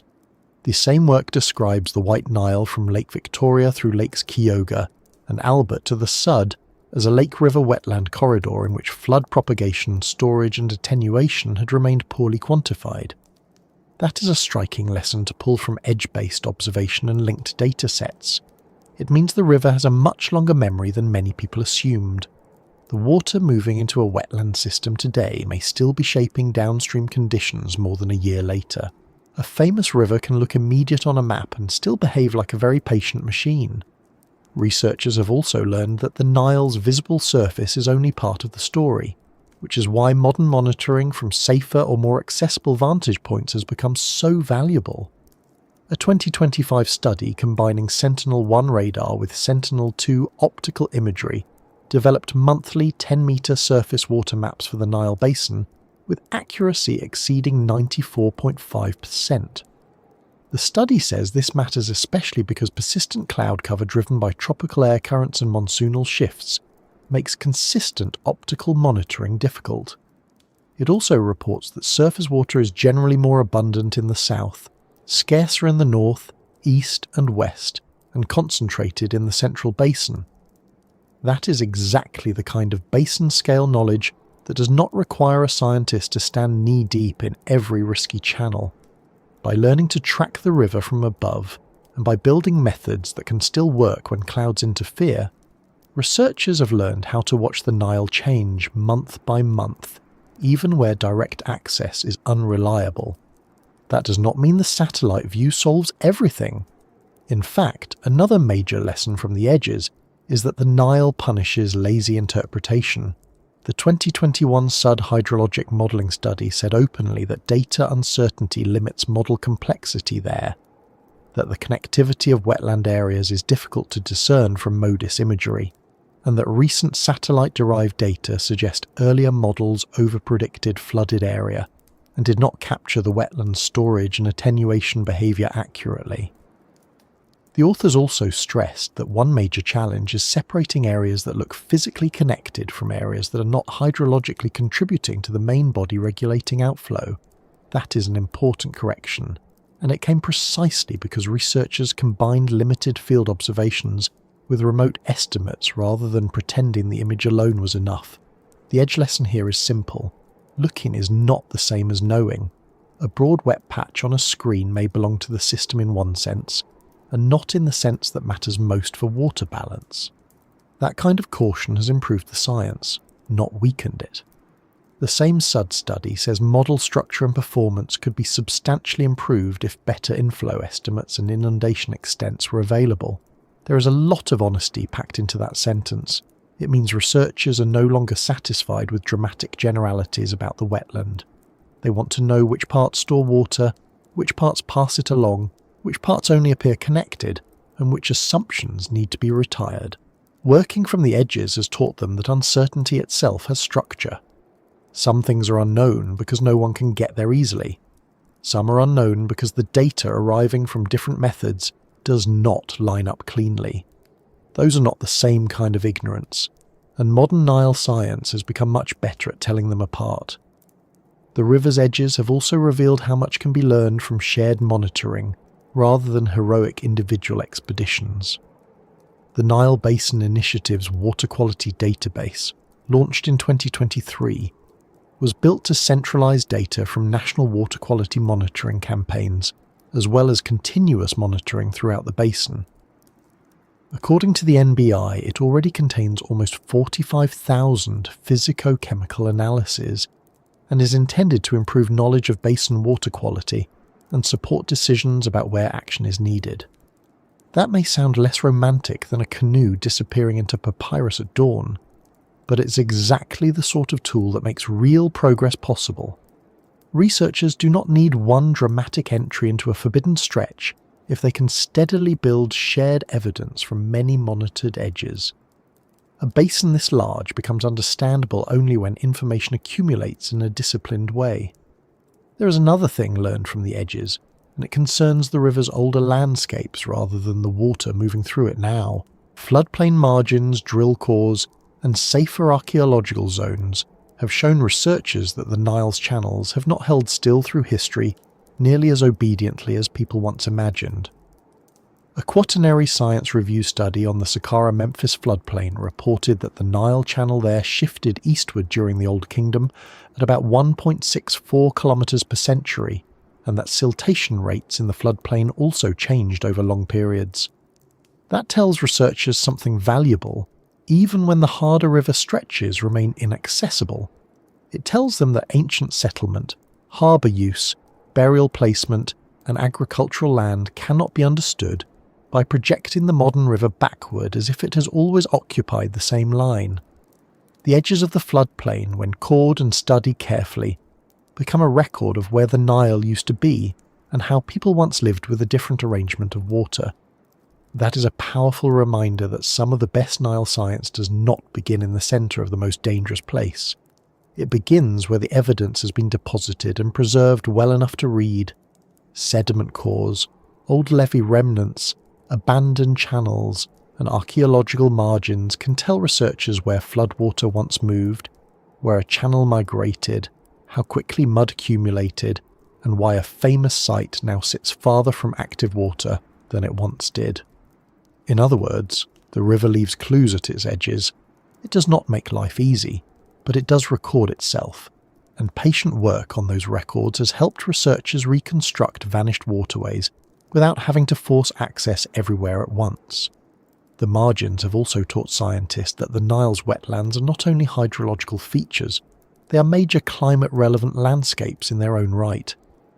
A technical report on Nile Basin peatlands estimated that the most important concentration of peatlands in the basin may lie in the Sud, with about 15,780 square kilometres there, representing roughly 50% of the basin's peatland area and about 37% of its total peat carbon stock. The same report says peatlands in the Blue Nile subsystem around Lake Tana and the southwestern Ethiopian highlands have only recently been discovered and remain largely unknown, probably in part because their vegetation differs from the papyrus patterns people more readily associate with peat-rich wetlands. That is a remarkable lesson from edgework and remote integration. Even in one of the world's best-known river basins, there are still major carbon-storing wetland systems that had not been fully recognised in the way people now discuss them. That peatland work also taught researchers something even more practical about how Nile science has to be done when access is risky. The same report records that the external consultancy team could not carry out the same field assessment in South Sudan because of possible insecurity in the Sud and the timing of the rainy season, so they trained South Sudanese officials to undertake the peatland survey instead. The report also notes that South Sudanese officers later carried out independent fieldwork in the Sud after training in Ethiopia. That is one of the most useful lessons the river has offered in recent years. When the centre is too dangerous or too inaccessible for visiting teams, the answer is not always abandonment. Sometimes the answer is local capacity, local knowledge, and distributed science. Researchers have learned from the edges that who gathers the evidence matters just as much as what is gathered. The river has effectively forced science to become more collaborative and less theatrical. The edges have also shown that long-standing assumptions can fail under extreme conditions. The 2025 South Sudan flood risk study found that during the 2021 to 2023 flood event, the Nile was observed to flow toward the Ghazel River via Lake Noi and Nerbor, challenging the older assumption that there was no significant water exchange there. The study says this was the first time such a prolonged reversal had been observed, and that it undermines the reliability of prior studies under high-flow conditions. That is exactly the sort of discovery you get when you keep watching the margins of a system through unusual years, rather than assuming yesterday's diagram still rules today's flood. The lesson is not merely that rivers can reverse locally under stress. It is that the Nile still contains behaviours that become visible only when researchers are paying close attention to side connections, flood basins, and borderland water pathways that many simpler models once treated as negligible. There is something pleasingly humbling in that. The edges, which are often treated as secondary, keep turning out to be the places where the system explains itself. Floodplain links, once thought unimportant, become crucial during extreme water years. Wetland fringes reveal how much water is stored, lost, or delayed. Surface water mapping from basin margins reveals where persistent cloud had hidden seasonal change. Peatlands once overlooked because they did not match the expected vegetation pattern turn out to matter for basin carbon. The river keeps teaching the same lesson in different forms. Do not assume the centre is the only place where the truth lives. Quite often the edges are where the structure becomes visible. This way of learning has changed how scientists think about risk as well. The old expedition model encouraged the idea that knowledge lay deepest inside the hardest terrain. waiting for the boldest person to retrieve it. The Nile has slowly corrected that attitude. It has shown that a basin can be studied through linked observations rather than one grand entrance. A baseline wetland inventory can create a starting map. A radar and optical framework can monitor water month by month. A water quality database can gather thousands of analyses from multiple member countries.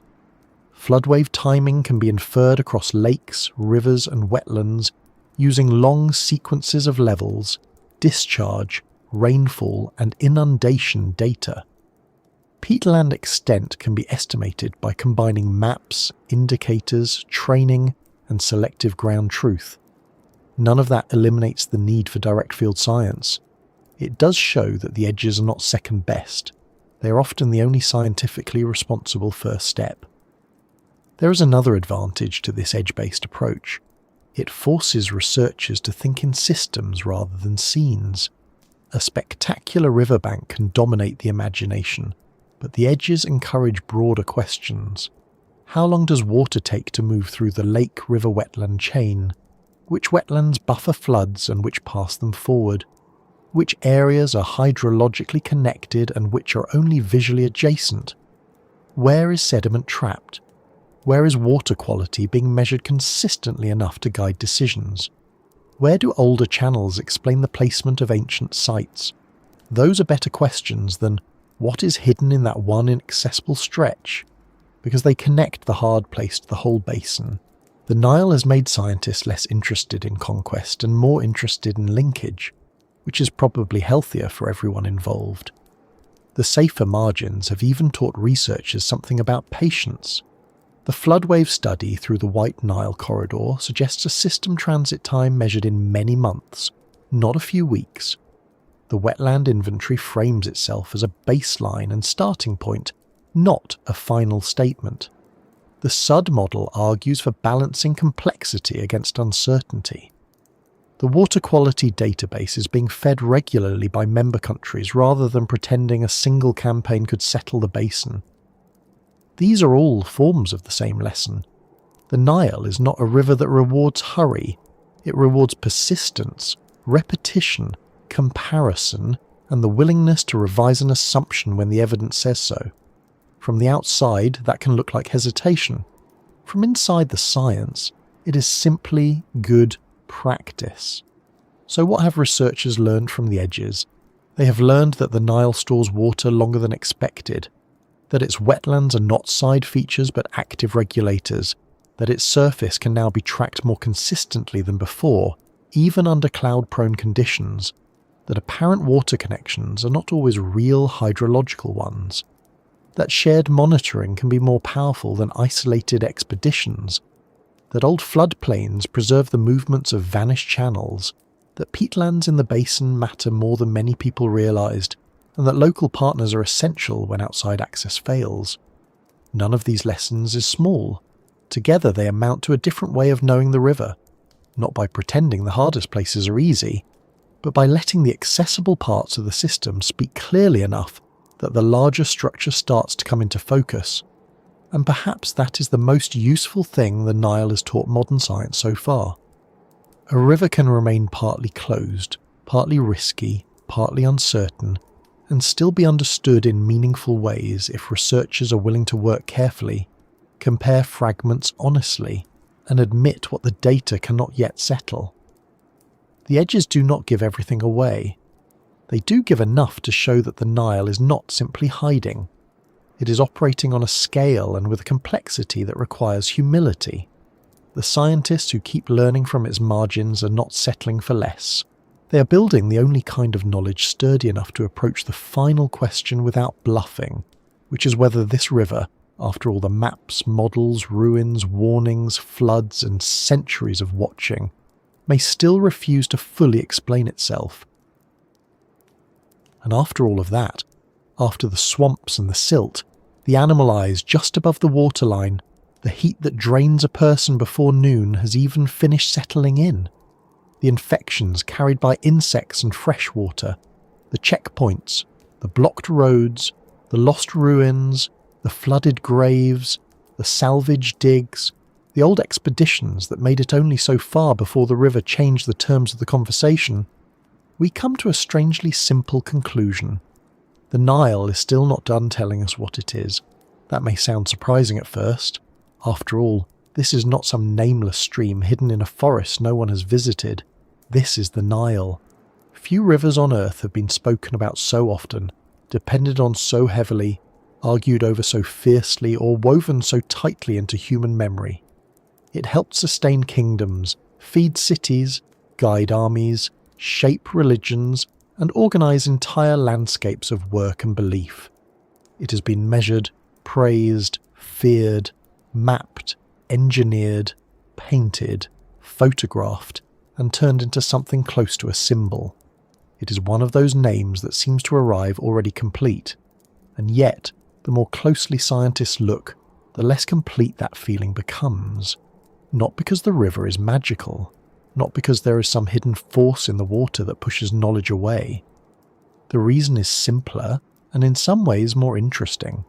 The Nile is one of those places where reality remains more complicated than reputation. The famous version of the river, the one most people carry around in the mind, is real enough to be recognizable. But it is also heavily edited.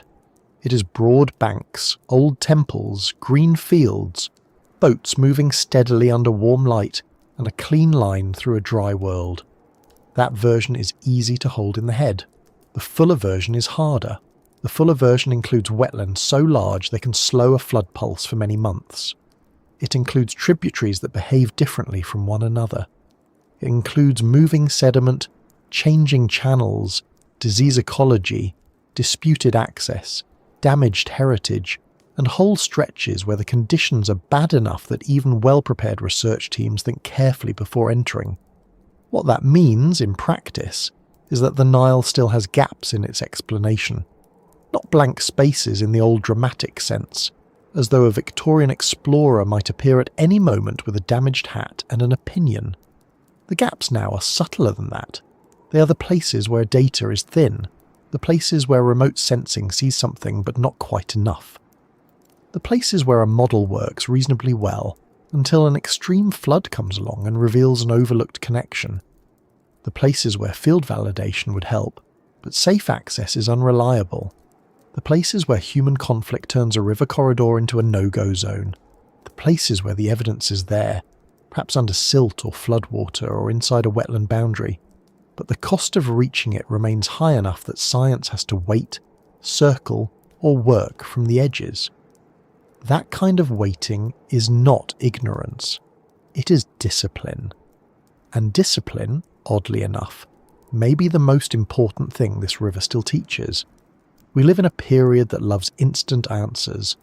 Tap a screen, find a route, pull up an image, compare layers, zoom in, zoom out. Decide that because something is visible, it must also be understood. The Nile has not fully accepted those terms. It has accepted some of the tools, certainly. Satellites help, shared databases help, better models help, local monitoring helps, regional cooperation helps when it is possible. All of that matters. But none of it has transformed the river into something neat. Instead, what modern science has gained is not total control, but better humility. That may not sound like progress in the grand heroic sense. It will never sell as many posters.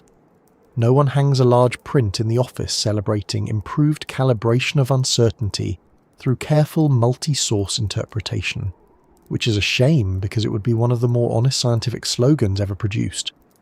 But humility is exactly what a river like this requires. It requires people to say, we know this part fairly well. This other part we know only broadly. This assumption may be wrong under extreme conditions. This wet area appears connected but may not be functioning the way we thought. This site should be studied, but not under current security conditions. This heritage zone needs time, stability and protection before more work can happen.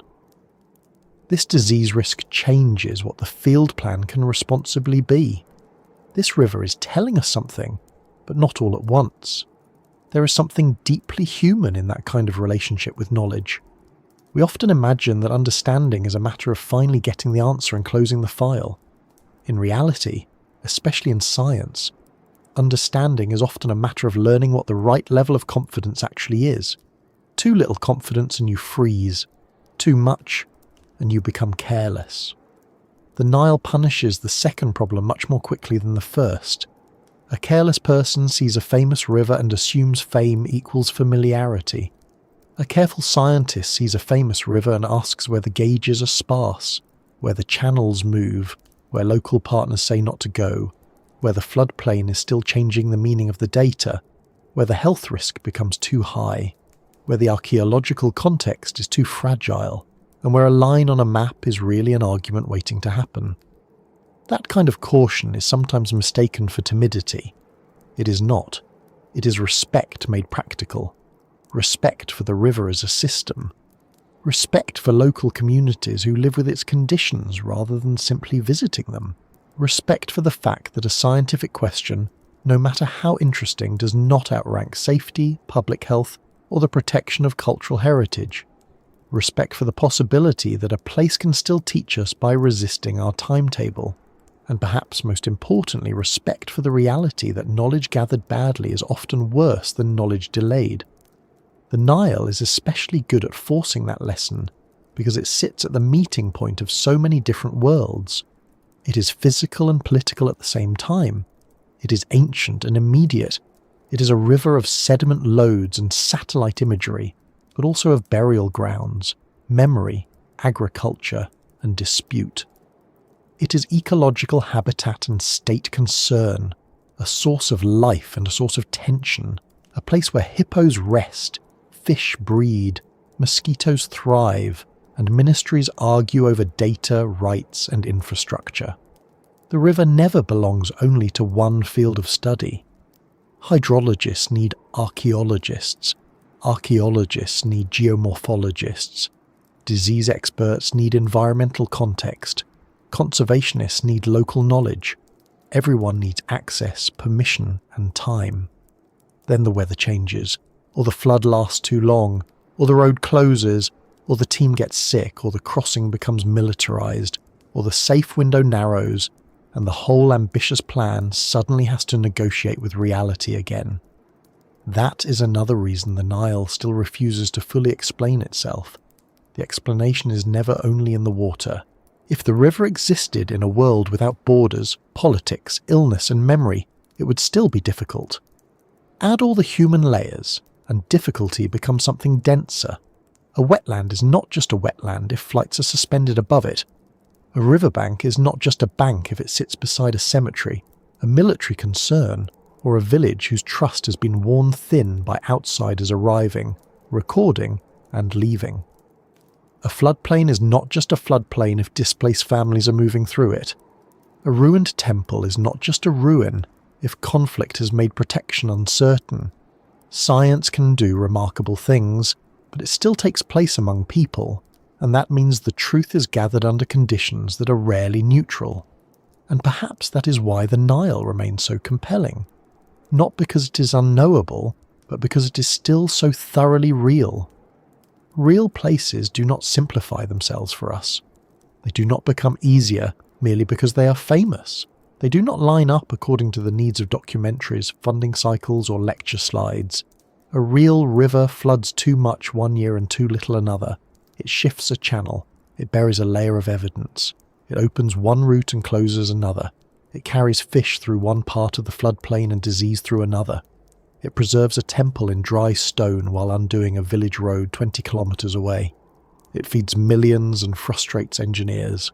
It attracts every kind of expertise and still remains, in important ways, ahead of the summary.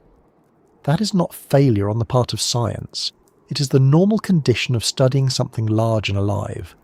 In fact, one of the most reassuring things about this whole story is that scientists have not responded to the Nile's difficulty by pretending the difficulty is gone.